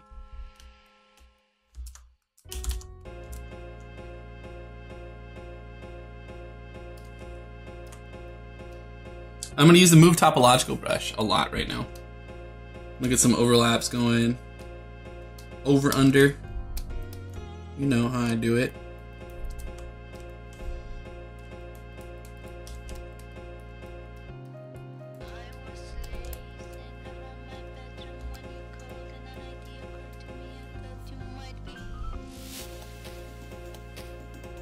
Will I groom this thing? What are you asking me? Are you asking, am I gonna make fur in ZBrush? Super unlikely.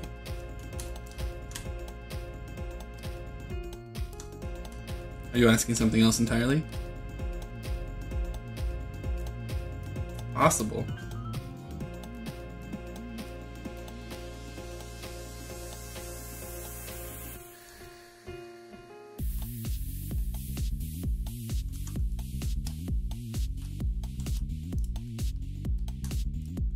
So now these are all separate elements, which means I can actually interact with them in a different way than when they were all one, right? So they're also gonna feel a lot more physical when you do this.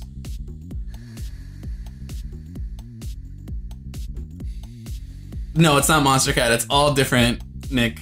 There's a couple of Monster Cat-y kind of things, like sort of, there's a few songs I took that I didn't hate from the other one. It's a little better. I really just wish that, I don't know.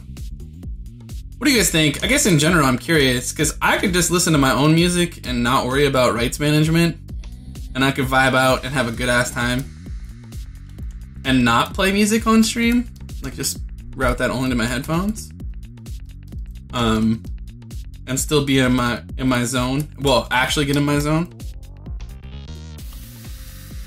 But I've been consistently trying to find music that I don't hate that's royalty free. It's hard, it turns out. I'm kind of a music nut. For those of you that hang out in the So Much Monsters Twitch channel, you understand. Like, that's one of my favorite things, is playing cool music, enjoying myself, vibing out.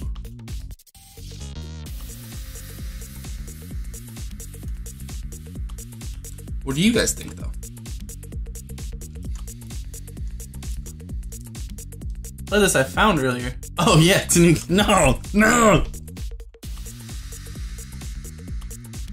I couldn't possibly have no music on.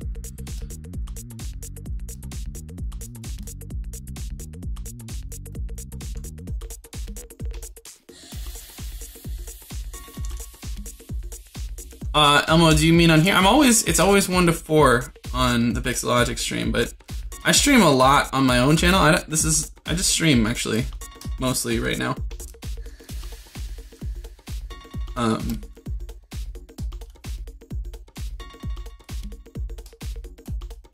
So if you follow me there, I'm online pretty often. Kind of split my time lately between playing games and making arts. I've been working on this on stream lately.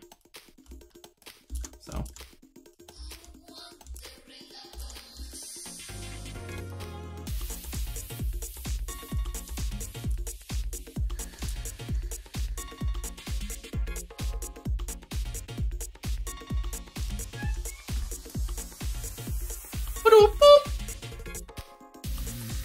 What are you playing? What am I playing? What games am I playing? Right now oh my god. I got sucked into the dinosaur hole. Like, I can't get out of the dinosaur hole. I'm so deep in. Guys, Ark is like, it got me again. Like, that's all I can think about right now. It's like, what dinosaurs am I gonna tame? So you're lucky that I'm speaking in complete sentences, you know what I'm saying?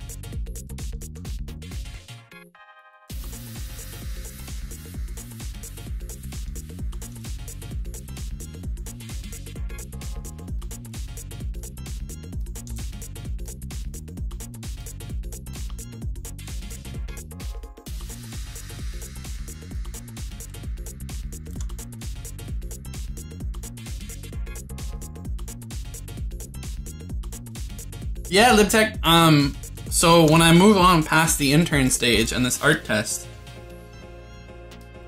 you guys want a preview of what I'm gonna do? One of the things I'm gonna start on this stream. So, I wanna do a few different things. Like, the whole point of this stream in general was I wanna kinda show what all the different things you could be doing look like.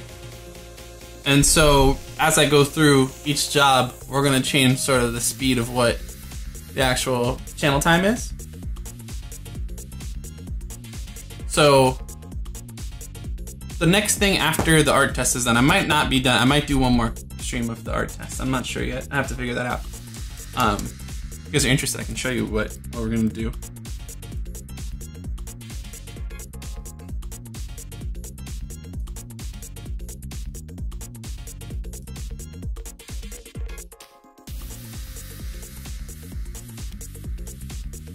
There's a couple of things I have planned so far that are beyond this.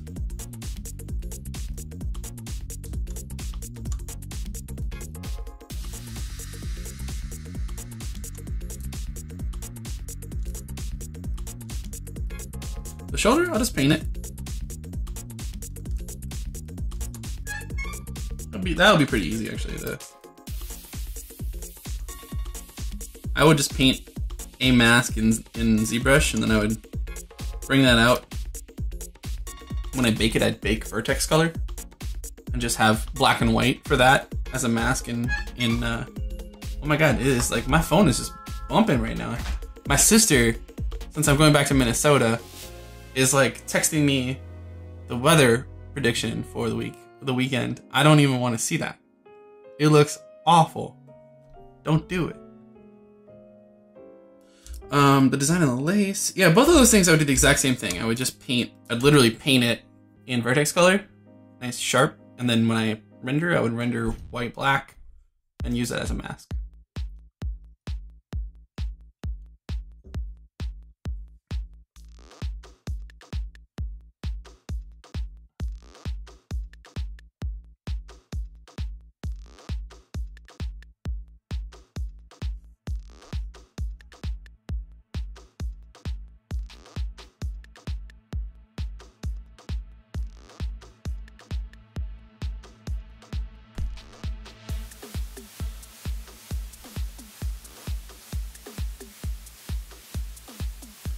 Libtech, you said they announced. Yeah, I saw that. I saw the format change. They're doing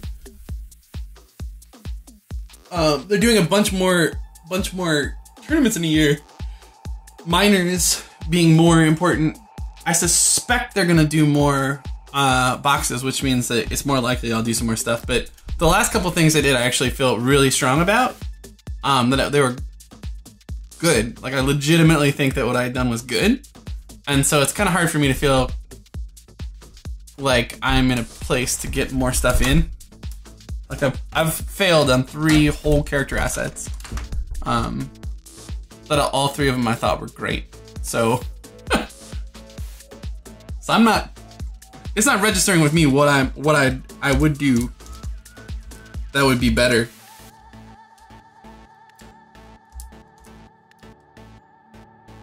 But with that in mind, let me show you guys something here. So this is actually, this is exactly the topic of the next stage of the stream, right? Let me show you. I'll give you a little preview. It's a little preview of what we're gonna do. So I've worked with this guy Kyle Cornelius, who goes by ZDrick on the interwebs. Super dope concept artist, and we did an asset. And let me show you it real quick. I'll load it. So I did this armor set that I thought was dope, but did not go in. I actually thought, I was pretty proud of this one. And so what I want to do, no, it's one, the Slark one is different. The Slark one I still think probably will go in. My gut says it will go in. But the one I did with Kyle,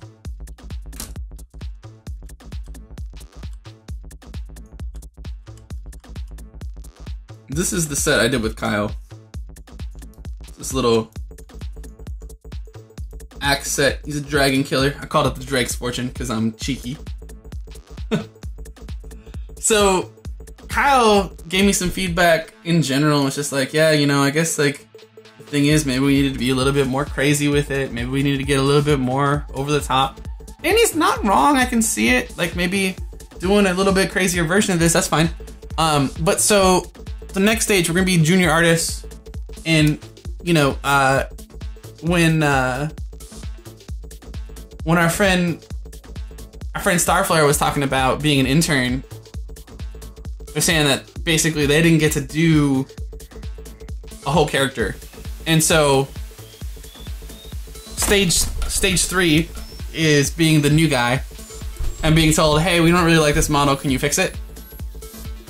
Which is definitely a job that you're gonna have, right? You're gonna have the bug fixing, let's make everything work better. And sometimes the bug is, art director doesn't like this. So your job is not make anything new, it's fix something old, right? So I'm gonna take this guy here, and we're gonna start reworking it. And here's just a preview, kind of what we've been talking about. This was Kyle's most recent paint over of it. I think is like pretty legit. Like taking what's there and making it be like, yeah, this is actually awesome. This is the cool guy. Jazzing it up, basically. So taking what's there and trying to figure out how to best rework it and find your way through, hey, the feedback is this isn't cool enough, so let's make sure we make it cool.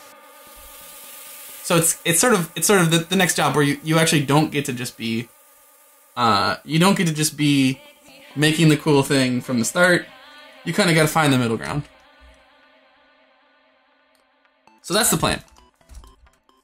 And then after that, the plan is to start a new asset, which may be a Dota asset. Kind of multi-purpose it.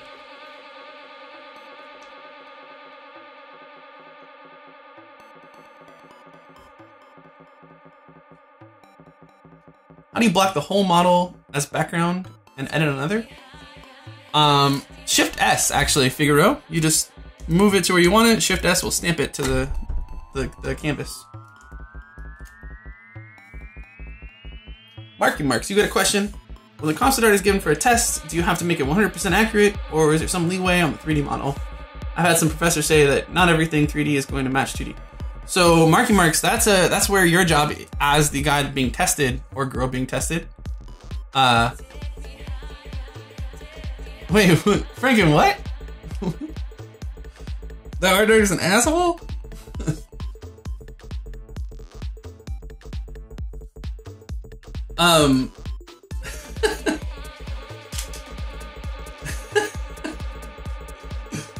That's pretty funny. If Kyle was here, he wouldn't disagree with you. So a big part of doing a test in general is figuring out who your audience is. We talked about this the last stream quite a lot. Marky Marks, if you should watch it. It's on YouTube. On the YouTubes, shouldn't be muted or anything. But a big part of it is figuring out your audience and figuring out who is gonna look at it, right? Franken, pretty much. And so in this case, if you did research on ArenaNet, oh no. Saving file in progress. Saving file in progress? Uh-oh. Boys and girls, I believe we have a crash. Shit. Yep. Crashed again. Man, I crash on quicksave very often. It's fine. It's gonna get my recovery. We're gonna get a recovery on. We're fine. But yeah, knowing who your audience is. In this case, ArenaNet, the test that I'm doing, I'm not doing this as a test that I'm trying to get a job. I worked there already, for clarity. I'm redoing an old test.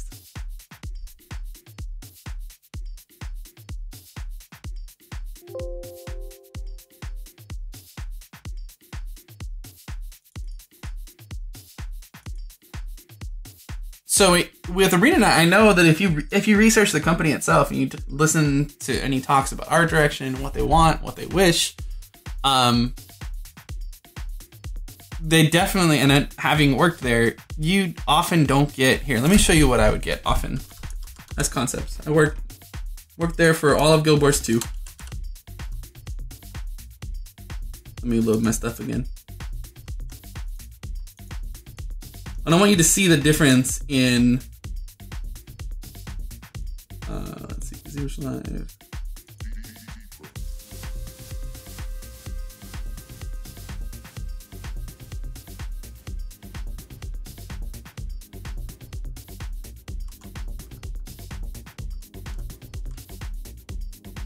This art test I think was 2 weeks, but it was while I was working, so. So let me show you.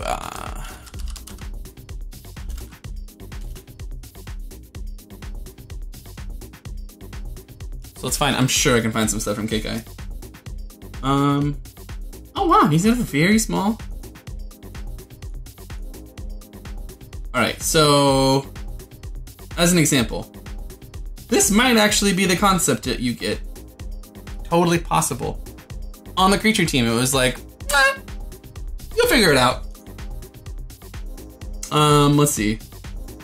for this, you know, right? Like an illustration as a concept is not the same thing, right? Like these are all pretty cool paintings, but as informational things, let me see what Kekai stuff that I made.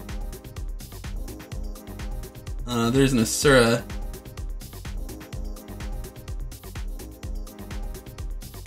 Right, so this is dramatically different, right? These concepts like this, where they're on, like basically on model, versus getting a Zy10 concept that's what it is, right? Katie made this.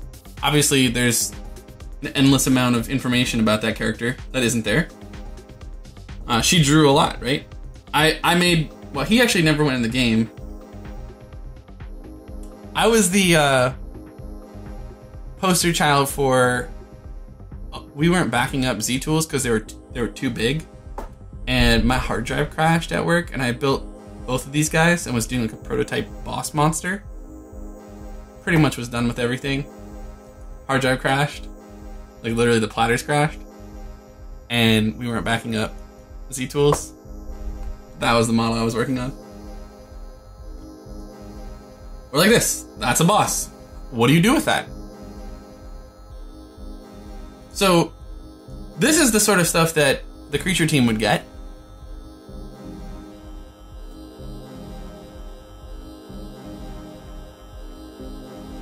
Yeah, it was pretty shitty, but it was true. Like that, they now back stuff up in a different way. It's all covered.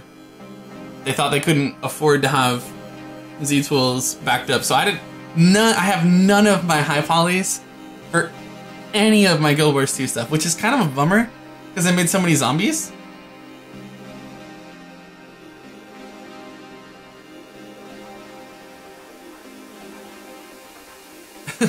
No, but this is okay. So if you know this about the company, right?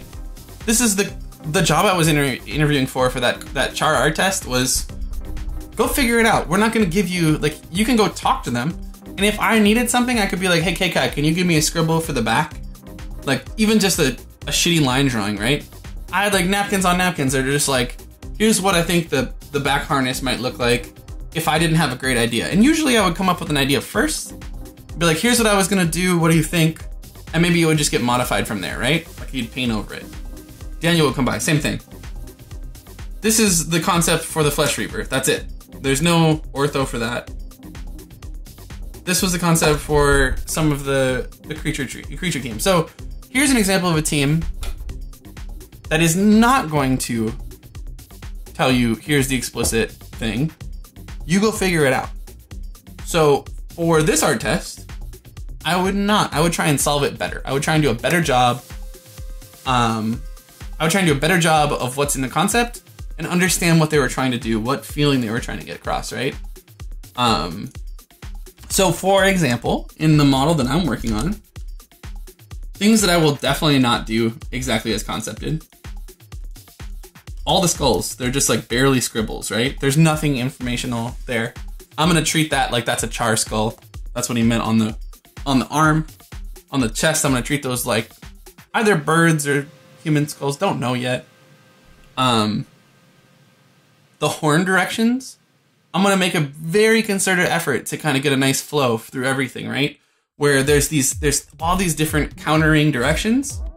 You have, here, let me get my Epic pen open.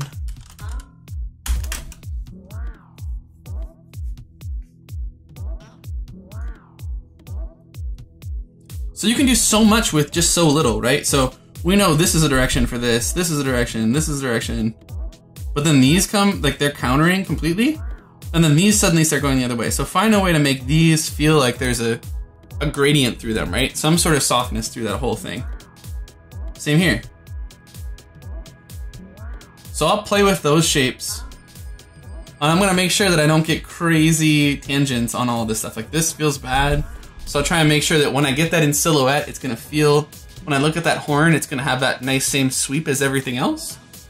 Same here, these are like, why is this brush so big? So.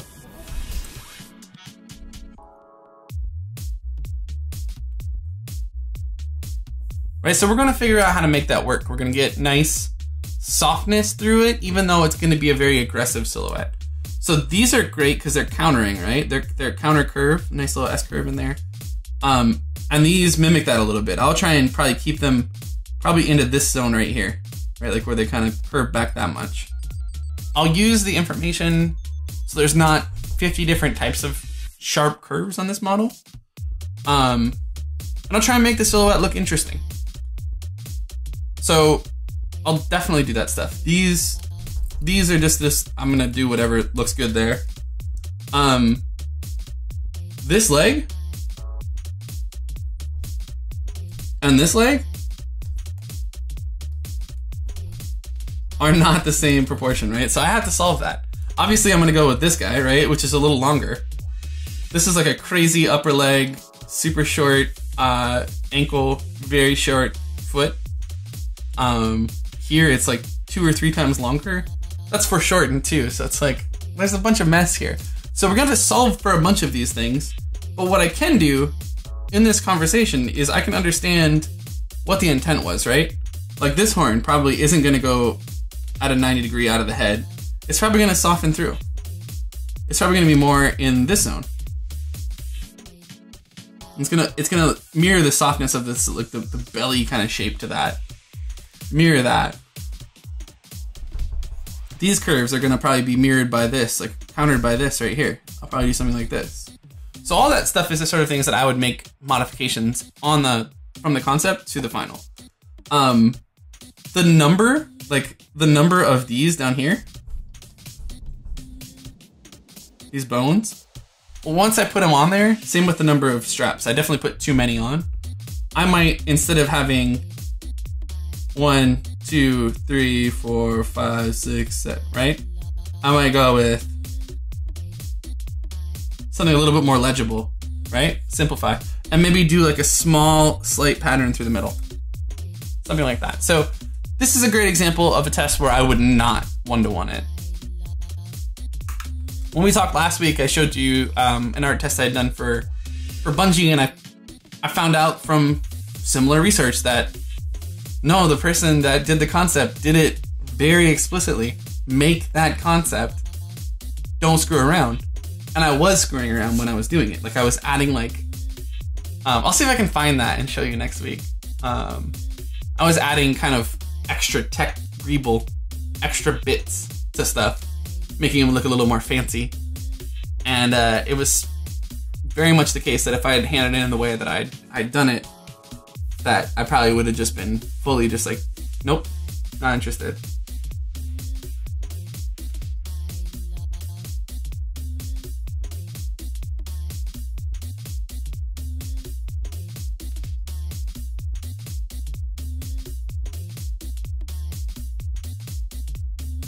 Tiffany, you did a test for Inet? Do you have a link?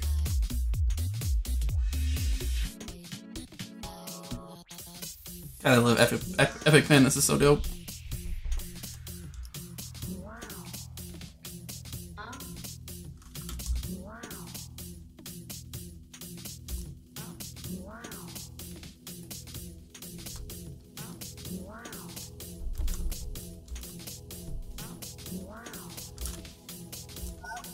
If napkins on napkins is the best quote ever, man, I feel like we got room to grow.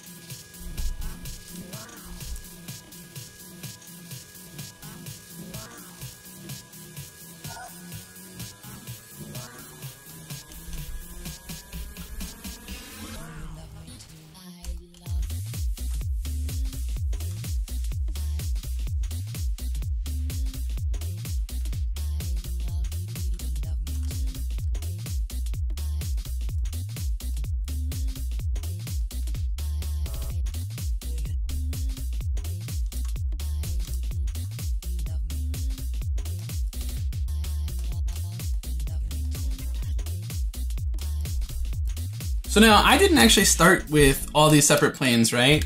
we talked about this before, but I want to talk about it again because I think it's important.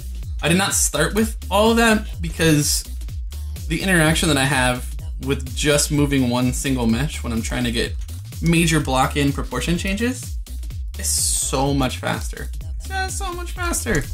And so give yourself every reason possible when you start out, when you're blocking stuff in, give yourself the option to do good things, make good choices, and move quickly, right?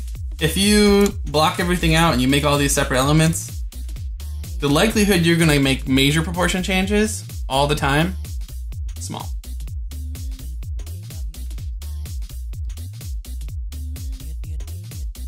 Just give yourself all the opportunities to succeed that you can. What's up, Emma? How you doing? Have I met Hi Fan? Yeah, Hi Fan used to work with me, him and his brother. One of the nicest guys that exists. And a very, very talented character artist.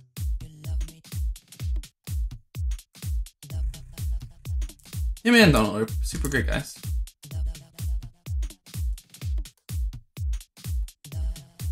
Why do you ask? Yeah, he's great. You're right.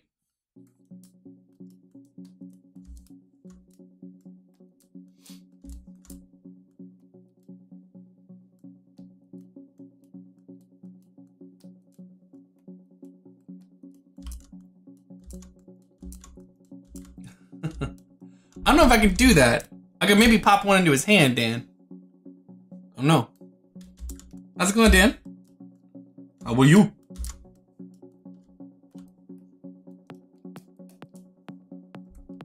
Haven't seen you in a bit. Have you been streaming lately? I haven't seen you for so long.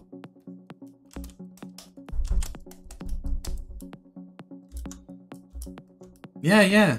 It's been a long time. What you been up to, brother? I saw you were looking for a character lead. What happened to you being character lead? Are you doing another project? Are you get upgraded, dog? You guys know Dan? You should check out his stuff if you don't know Dan. He's a pretty incredible artist.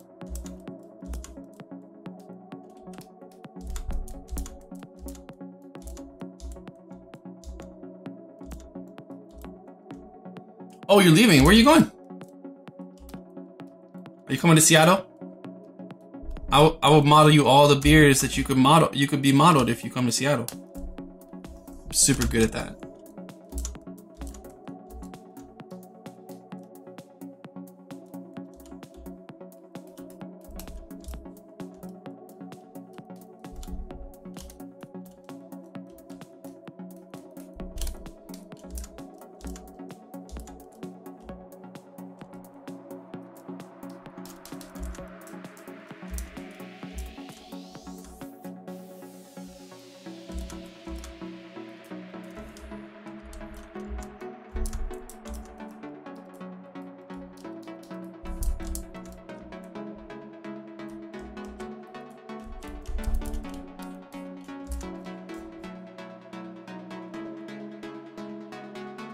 Oh, cool.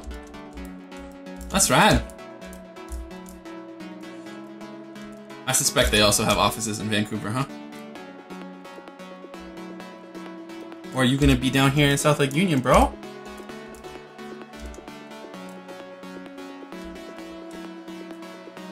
Or wait, are they in South Lake? I don't know where they are.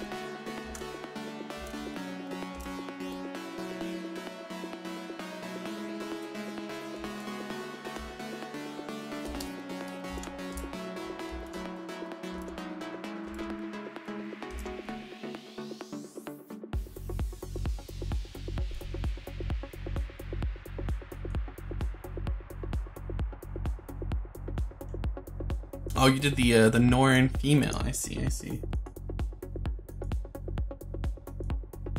Okay.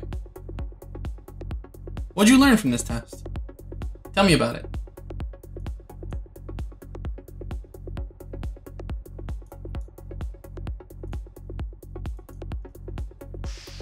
Making progress. You know, this is a. I don't know, Dan. Are you familiar with what we're up to here? So I started like the general format of this stream is that I'm trying to go through all the jobs that I've had. Sort of, we rebuilt my original portfolio. The first stream, second stream, we started an art test, but talked about sort of why you'd rebuild a portfolio, what you would do with it. It's funny, that was the interesting week. I did that, and then I saw like a bunch of people posting about demo reels and portfolios. Gavin posted a whole article on don't do a demo reel. But yeah, like talking about sort of what it looks like to go through a career doing this stuff in general. What's up, Rick? And so right now I'm sort of working through the art test that I did to get a job at ArenaNet 10 years ago. Sort of talking about why and what you're doing. Are we doing portfolio reviews? Not really. You guys can always drop by my Twitch channel if you want a portfolio review, but I'm trying to mostly do ZBrush stuff when it's possible, and when it's appropriate, we'll do that kind of stuff. But I'll do reviews for you anytime that you want to stop by the So Much Monsters Twitch page when I'm streaming. I'm pretty much open to that anytime. Most anytime.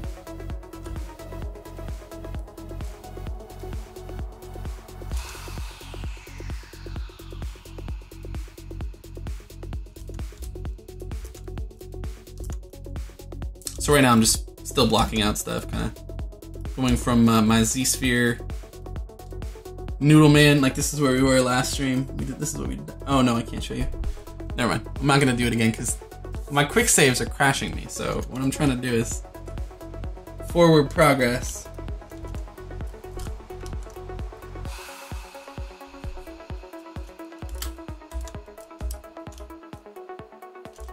Anyway, yeah, we're just trying to talk about the trials and tribulations, like trying to figure out.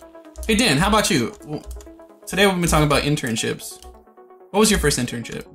Did you have an internship? If you didn't, what do your interns do if you have interns? Most people, I feel like, had something juniory or like super junior or interny at one point.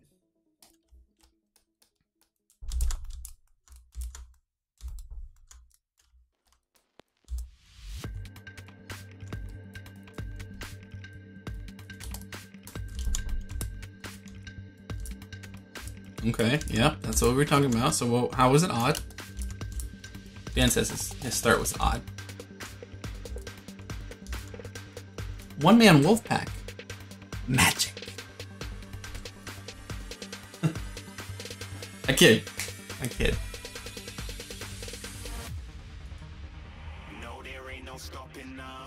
Did a small contract for MTV doing an animated short based off your own demo reel. That is strange. They're like, hey, let us pay you for that. It's pretty dope.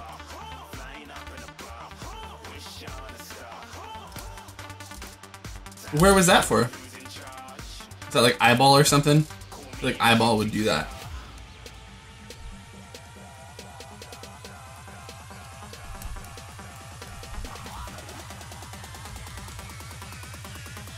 Spy Hunter 3! Oh my god. Nailed it.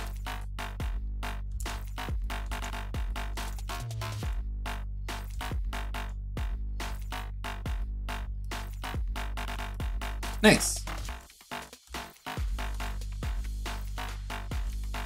Do you have any characters from your Spy Hunter 3 days? Can you link chat? I'd be pretty excited if you could show a character from your Spy. I've been showing, so I showed my intern work. I'll bring it back, there's a couple of them real quick. So my first thing I think I did was this just here. This is my first actual paid in-house thing. special effects I'd never done before. And there's some other similar. And then I slid my way over to doing character stuff eventually. And did props and stuff. And then I think the last thing I did was Zombie Boy.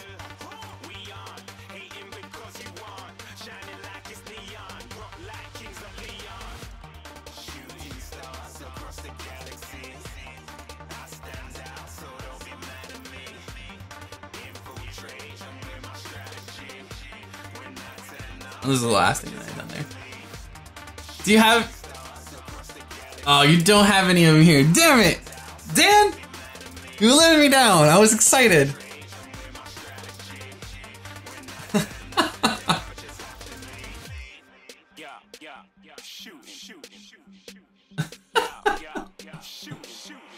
Don't show Joe! Oh no.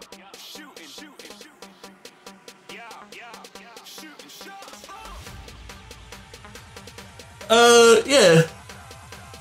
Sorry, One Man Wolfpack, I'm sorry, I wasn't actually trolling you. It's ZBrush, I'm sculpting in 3D, and so, you take a model, push and pull it, hard exemplar. Here, I'll do just a real quick, here's what we're doing, and why we're doing it.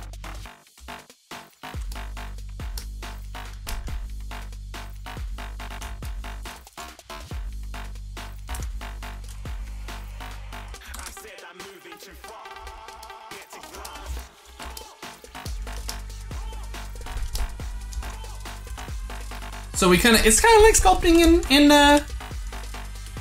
clay. Sort of move, push and pull stuff around. Pull shapes.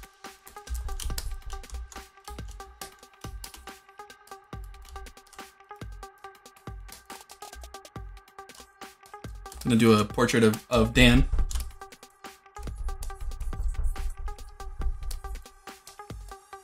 Can confirm. This is pretty much exactly what Dan looks like.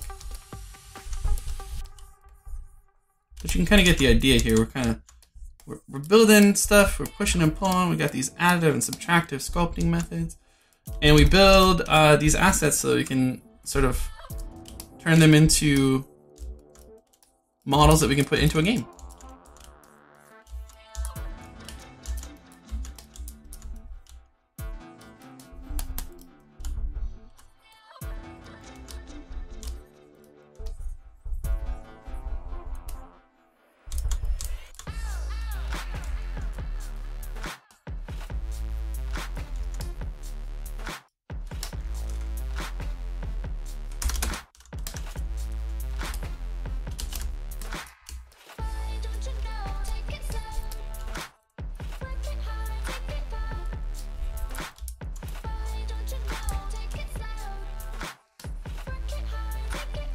Anyway, you get the idea. So that's sort of what we're doing.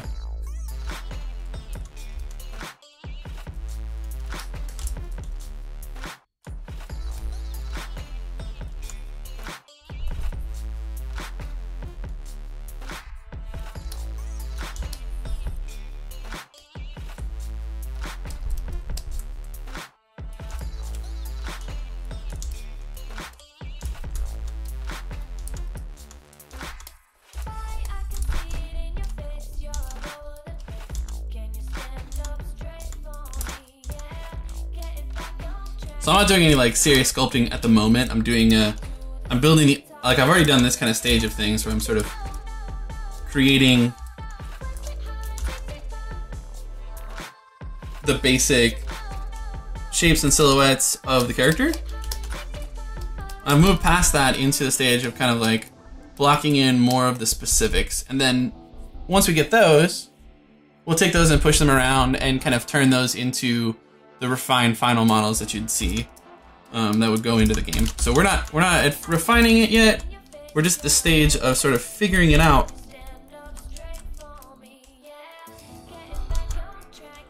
But you can see you can pretty quickly start building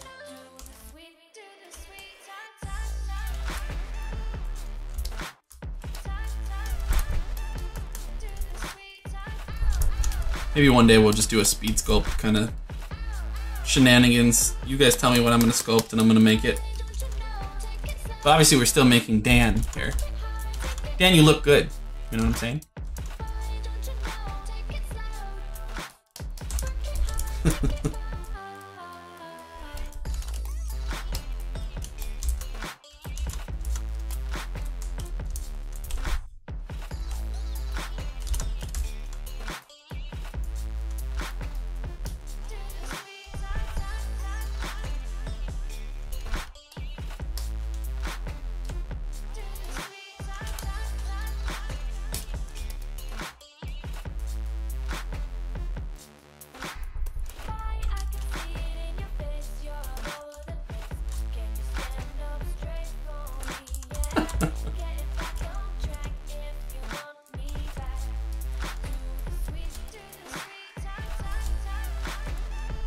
Do I do this for a job? I'm actually not at Pixelogic, by the way.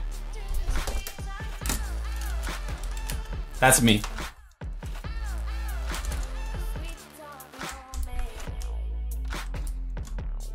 But yes, I do this. This is my profession for the last 15 years.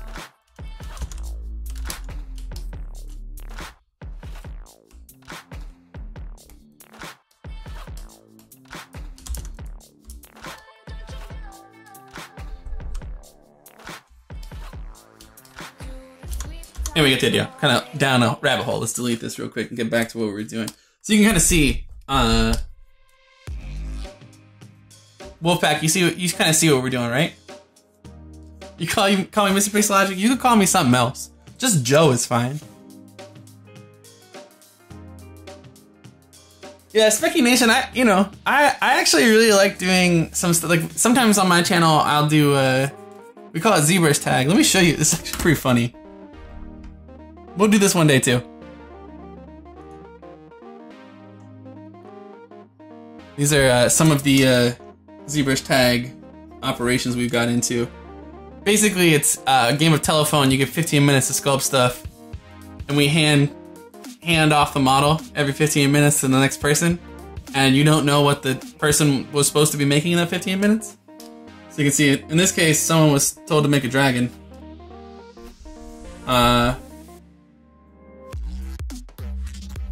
And he apparently decided he was going to get swole. And then he was going to get swole and a belly. And so this is just 4 different people. Not knowing what's going on. Same thing, someone said make a bear. Turn into mecha bear. Who knows what's going to happen? We'll do this one day. Maybe I can get some of the other Pixelogic streamers to do it. That would be super fun. Have us all stream at one time. Make a mouse. I don't know why he has. I think someone tried to make an umbrella but didn't move it.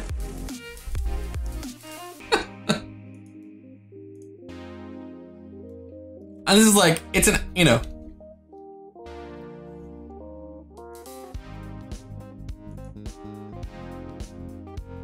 Is that disco open for?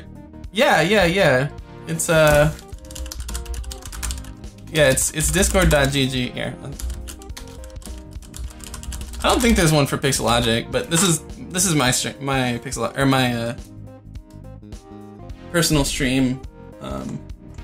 There's some more. They were pretty good.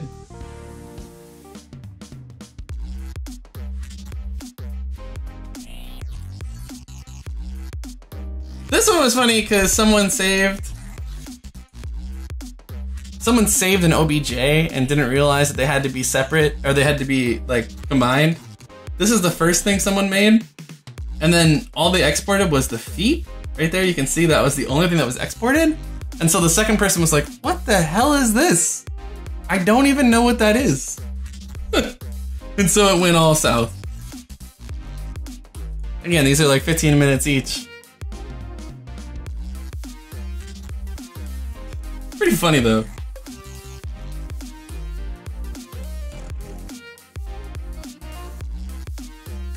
Land shark? Nope. Street shark. So good. Anyway, we'll do that one day. We'll do that one day.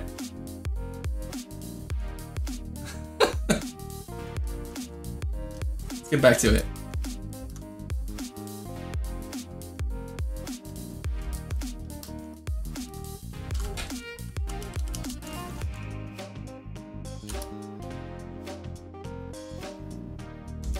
Super fun though. It's hilarious because none of the people that were working on it ever knew what the other person was going to send them. And so we would just do one round through. So once everyone had touched each model, then we would take a look at it, and it, like, I would just crack up every time, just die laughing. I have no idea how this happened.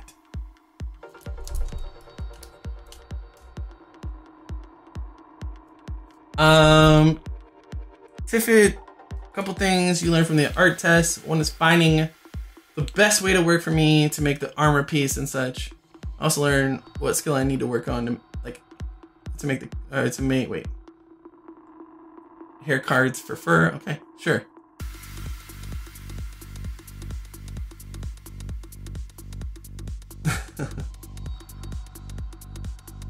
How'd you get into making games? I taught myself when I was in middle school. I started modding things a long time ago. So I taught myself all this stuff. You know, the one thing about getting a job in games, like, you kind of have to have ID to get ID. So like, once you get to the point where you have a job, it's much easier to get the next job. It's hard to start. And so when I started, it wasn't really a job that anyone said you could go do. There was definitely no school for it when I was learning. There was like school for animation, but not for games specifically by any means. And so it wasn't even a thing you really talked about. So when I was talking about it, everyone was like, what are you talking? No, that's crazy. So it's a definitely different time and place for sure. But it's an awesome job. It's fun. You get to work with super creative people doing really cool shit. I couldn't speak more highly of the thing I get to call my 9-to-5 career. I couldn't speak more highly of it. So it's like, I don't know how to describe the joy of actually making something that, for all intents and purposes, is a living, breathing thing. As far as most of the people that get to see it are concerned. Yeah, Olive, that's totally not the world I was in.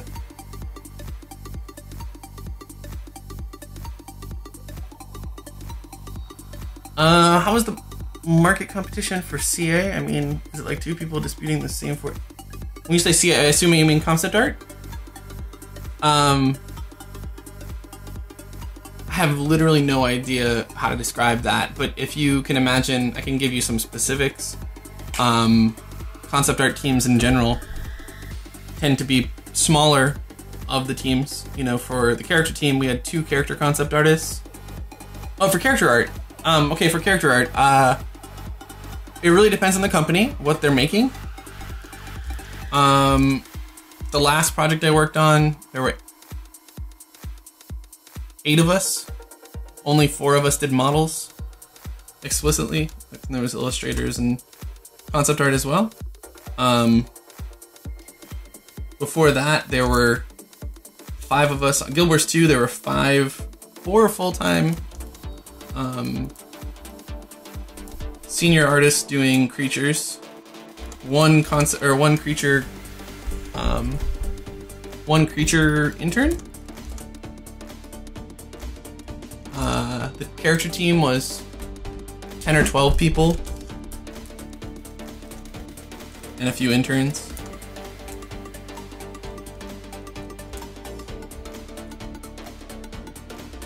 It's different studio to studio for sure. There were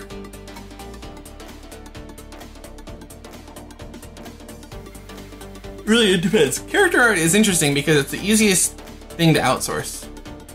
As far as like a known quantity, you can box it up and say, hey, go make me this character, make it work in Unreal, give me that. Alright, later, Olive. It's crazy. High school class for making games. That's awesome. What's up, Wicked Dimension?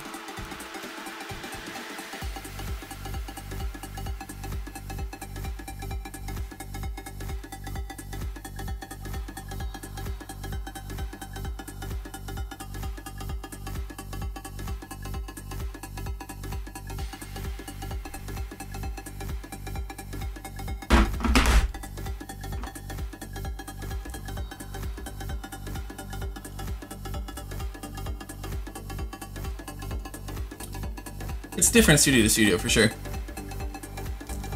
But it's definitely easy to outsource character art as far as anyone who's counting dollars goes. So that's an interesting world to be in. Whether or not at the end of the day you save money is definitely debatable. Really depends on what type of outsourcing you do. If you have a partner, someone you can trust to like really just do the work and not make you think about it afterwards, you can put it in the game. That's pretty dope. How do you rig your char on ZBrush? You don't rig in ZBrush, actually. In fact, that would be a silly thing to do. You can do some things with transpose, you can do some animating and stuff, but I assume you mean rigging for a game. You definitely don't do that. Use Maya or Max. The industry standard would be Maya or Max.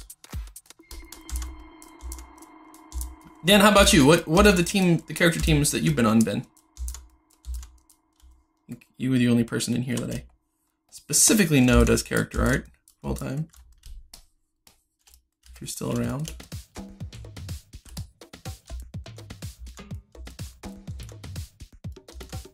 Yet, yeah.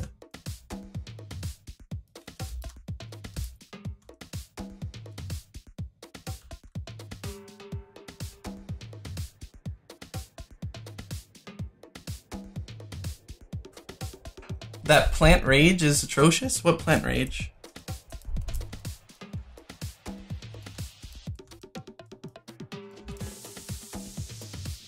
I don't know what that means. I worked on Guild Wars 2, yes, for the release.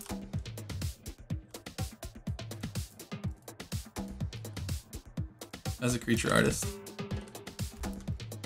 I left right before ship to go work at Motiga. The plant race? No, I didn't work on that.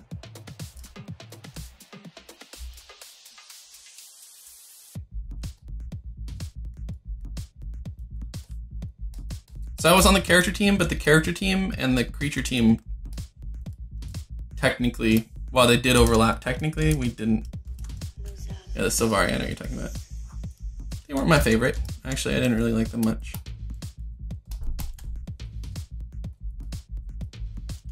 One of my coworkers and I called them the Safari.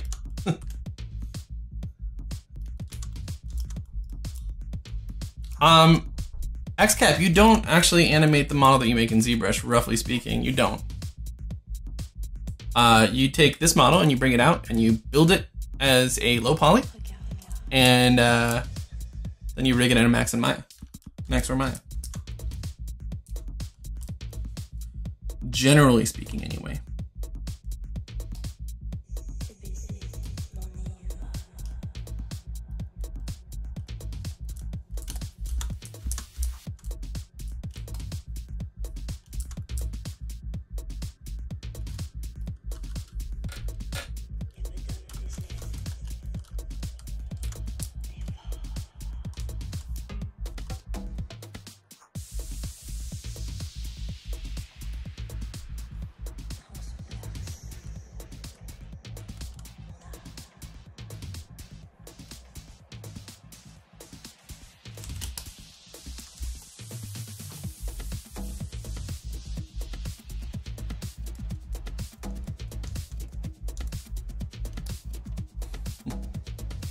I don't mess with that. Don't do that to me, Specky. Don't do that to me, Specky. Not here. Don't do that to me. I'll take you down, Specky.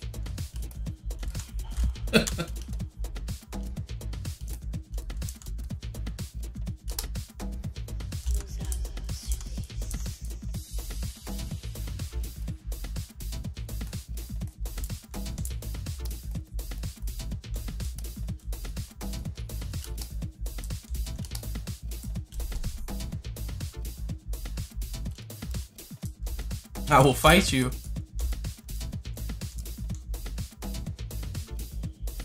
Alright, re-topo and topo gun.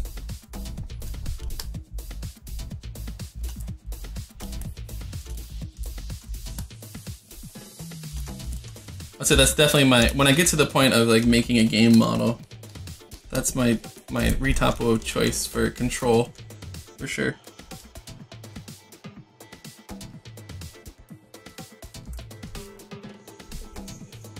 If only Christy was still working on it. He did such a great job making a great, simple workflow.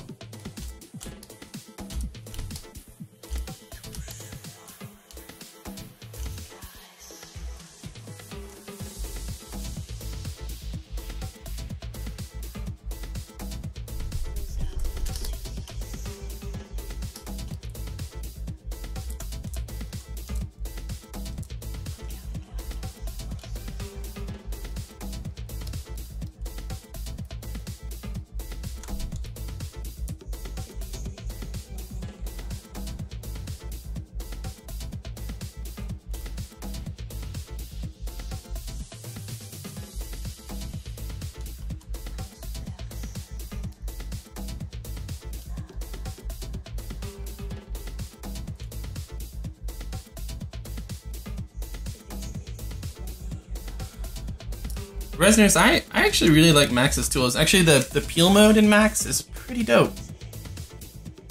Cobalt, I don't know. I think he got his dollars and took a break. I don't know. I haven't talked to him for a long time. We used to talk all the time. Had some babies. I think life happened. He actually quit his job when Topogun came out because it was doing so well. So just work on it full time. I forget where he was a character artist at, but he was a character artist at a company in Europe.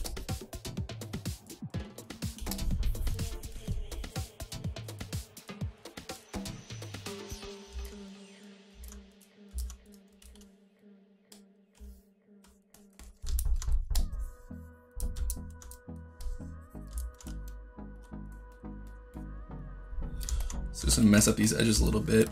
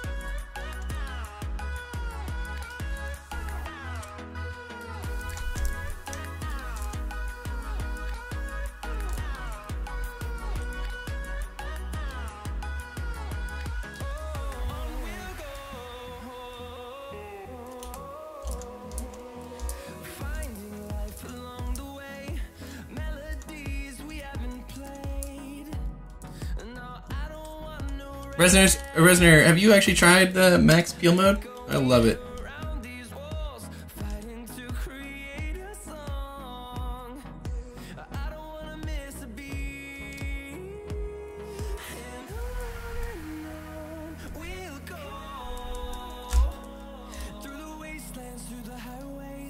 It's super interactive. It doesn't try and assume it knows more than you. And I think that's really important for me with UVs because I feel like every magical auto UV tool that I've ever tried to use, I'm just like, what are you doing? How am I supposed to paint this? What are you?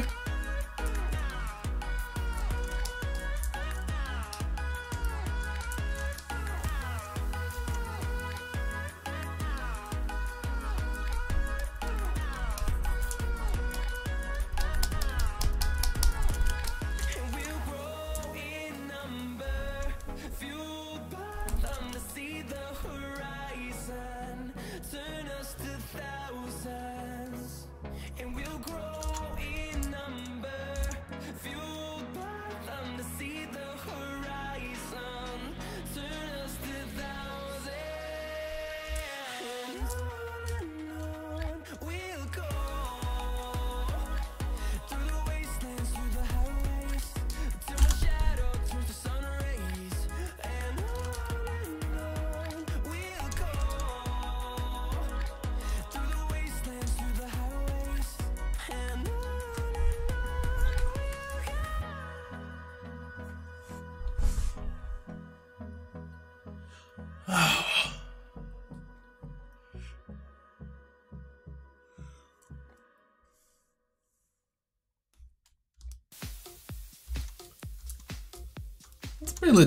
pretty legit method there, Specky. That's cool.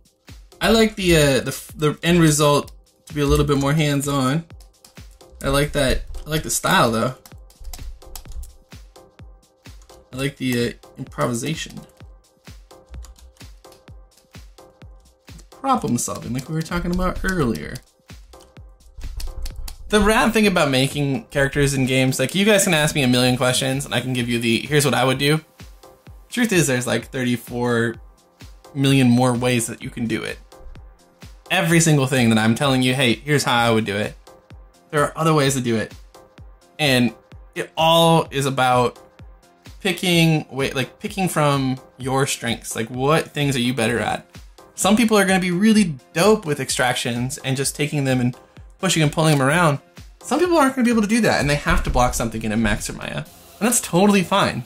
The important thing is that you figure out what your strengths are, where you're fast, and you use those. You use those things to your advantage, right? The more time you spend doing the cool shit, which is sculpting and being creative and doing the interesting things, and the less you think about the technical parts, the better. So whether that means you use any of the 3 million programs out there to do UVs, or any of the 3 million programs out there to do topo stuff, does not fucking matter. Pick the thing that makes you do it quickly and that makes you successful at the job at hand, and then spend more time on the cool stuff.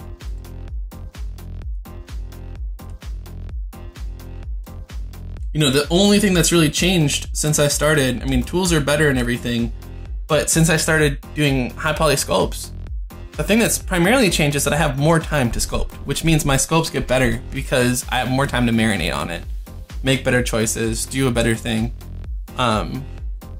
And the sooner you get past the hump of how do I technically do something, and you're not thinking about that, like when I'm doing this, accepting me asking you, hey guys, what do you want to see, this or this?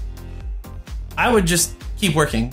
There wouldn't be a stop and pause, like, how am I going to do this? I would just start doing stuff, right?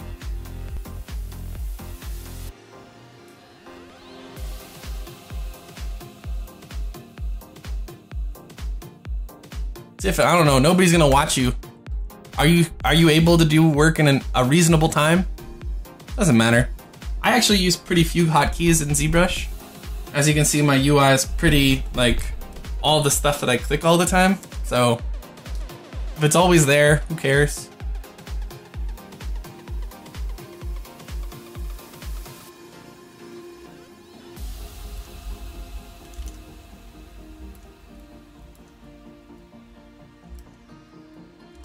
But yeah, I wouldn't worry about not using hotkeys or using hotkeys or being faster than the other guy. Just worry about you. Like, worry about, like, do you make cool stuff? Do you offer something that's interesting? Do you offer a point of view that's different than other people that I might hire for a job? Worry about that stuff. That's the important stuff, really, honestly. Judgment. Problem solving. Being a good person to sit next to for 2 years of your life.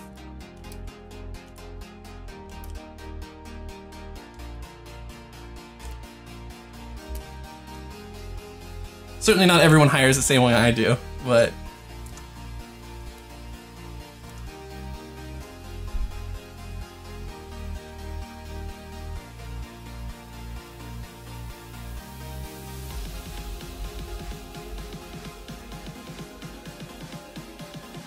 hey, check in, thanks. I really appreciate you saying that. That's nice of you to say.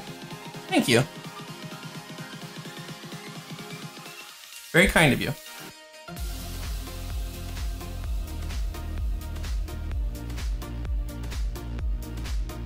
Resner, I'm a fairly convincing person when it comes to that stuff. I can tell you that a really good trick that you could have in your arsenal as far as getting people to buy you shit is to let them know exactly how much money they're gonna save by spending money, right? Like, if it takes you 2 days to do topo in Maya, and that's the only tool you have at your disposal, and it ends up taking you a half day to do it in Topogun, or a day to do it in Topogun, that's 50% time savings, right? Figure out what your day rate is from your salary or whatever, and to say, hey, you know that it would, every model that I do, you could save this much money, and Topo Gun costs $80. Buy me the software. You know, but that's really what it comes down to, is figuring. If you know your audience, we talked about this last time. If you know your audience and you give them a lot of reasons to say yes and not a lot to say no, you're going to get yeses most of the time.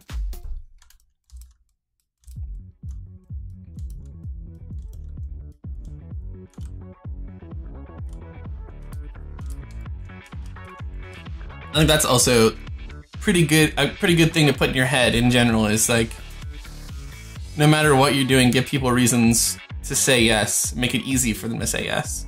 Whether it's an interview, whether it's an art test, whether it's contract dollars, whatever the thing is, getting a new program for your workflow, whatever, doesn't matter. Find ways to get people to say yes, and don't explain why it shouldn't be a no, if that makes sense. So, does that make sense? It's a fickle thing, where it's like, make it an obvious choice for them to pick you, or for them to say, yeah, let's buy that software. And that just comes with you just being a little thoughtful about that process. Like, finding a way to get a little bit of money, save a little bit of money for a company is a great business reason for them to purchase something for you.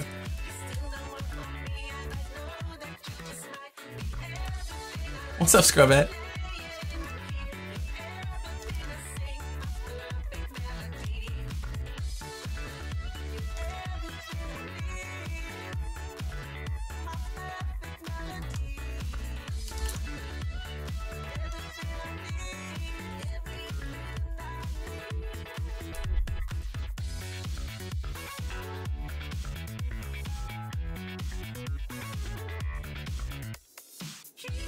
Brendan asks, do you use PBR texturing mostly or hand painted? One of the really interesting things lately is where you stop sculpting details, or whether you rely on material and say Substance Painter. I only recently started using Substance Painter. I fucking love it. It's so amazing. I think it's one of the best tools that's been added to my workflow, and I would say that rub I haven't fully figured out for me. For this character, things like fur, I'm not going to do sculpted because it'll be too thick when I render it. There's certain things that just don't come out. If you know how normal map works, right? You have to get a direction. You have to be able to point a direction with a pixel. And it's a combination of 2 or 3 channels that says which way it's pointing. And so if you want to get left and right, you have to have 2 pixels to get a hair to be rendered. So really all you're gonna do is kind of clump the model, like make it feel like it's soft shapes, and then you'll texture afterwards, generally speaking. Now there's plenty of exceptions to this rule, so don't get it twisted. We're not gonna do hair cards for this one, it's short fur. We can talk about that part later, but yeah, the blend is interesting, right?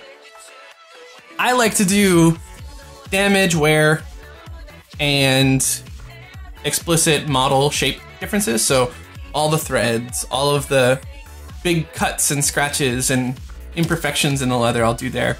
But I'll probably use some sort of procedural leather texture in Substance to do the texture itself. I used to do it all in ZBrush. There is definitely more control in ZBrush. If you're physically making the model, you'll get a better render. But I think the way you can manipulate Substance materials and kind of push and pull in parts that you want is super, super rad. So, yeah. Problem solver, thanks for the compliment. What's up, Scrub?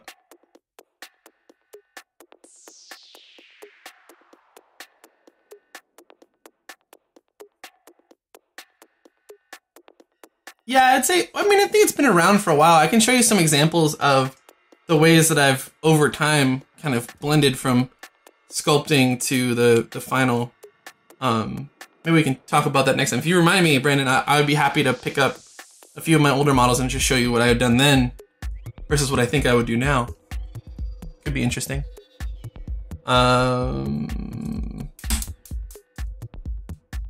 I think that's everything. Yeah, I will definitely go with Substance on this one. It'll be so different than the first one for that reason.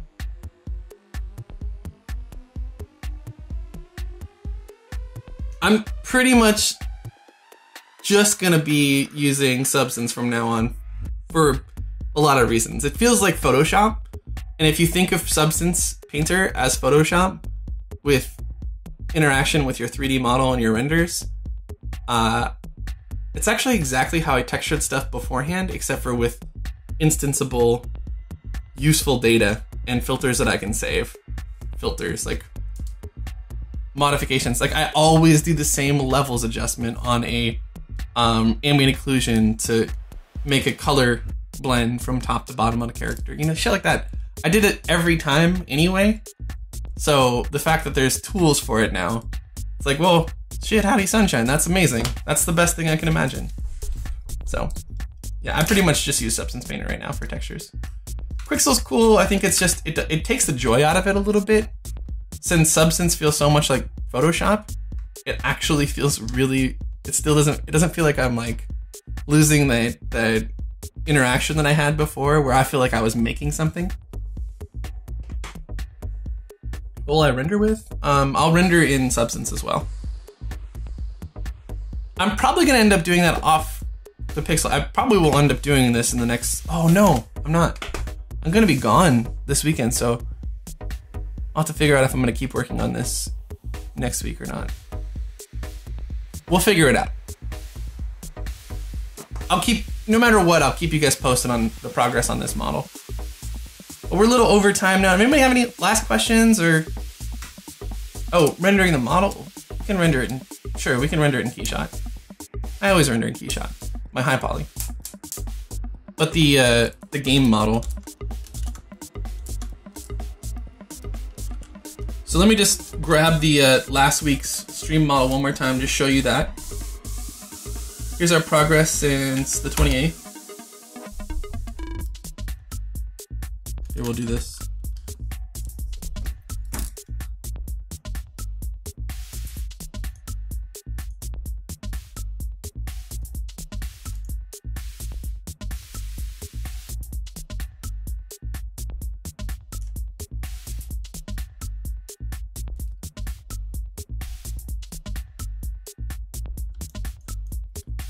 So here's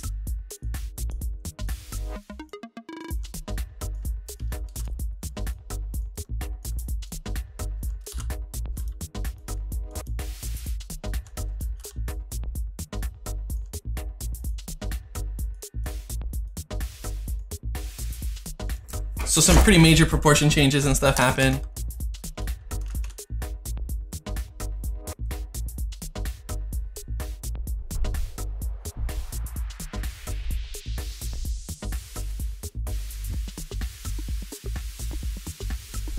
This is the old one, and this is the new one. So you can see some pretty big proportional changes to this model. Bringing them more upright, bringing them real buff, looking tough and rumbling. The head's too big. I haven't really worked on the head at all because like we identified last time, it was actually kind of tough to come up with the right choices for that. I need to find some good reference for it. But yeah, that's where we're at with this. Next week we'll figure it out. I think I might still work on this next week again. Hopefully I get a little more time this week before I go to Minnesota to get a little more done. Get into some detailing and stuff. But yeah, that's it for today. So hopefully next week we will be junior artists. We'll see how it goes. Nobody's got any questions. I'll see you guys next week.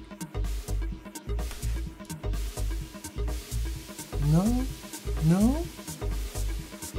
1, 5. Okay, bye guys.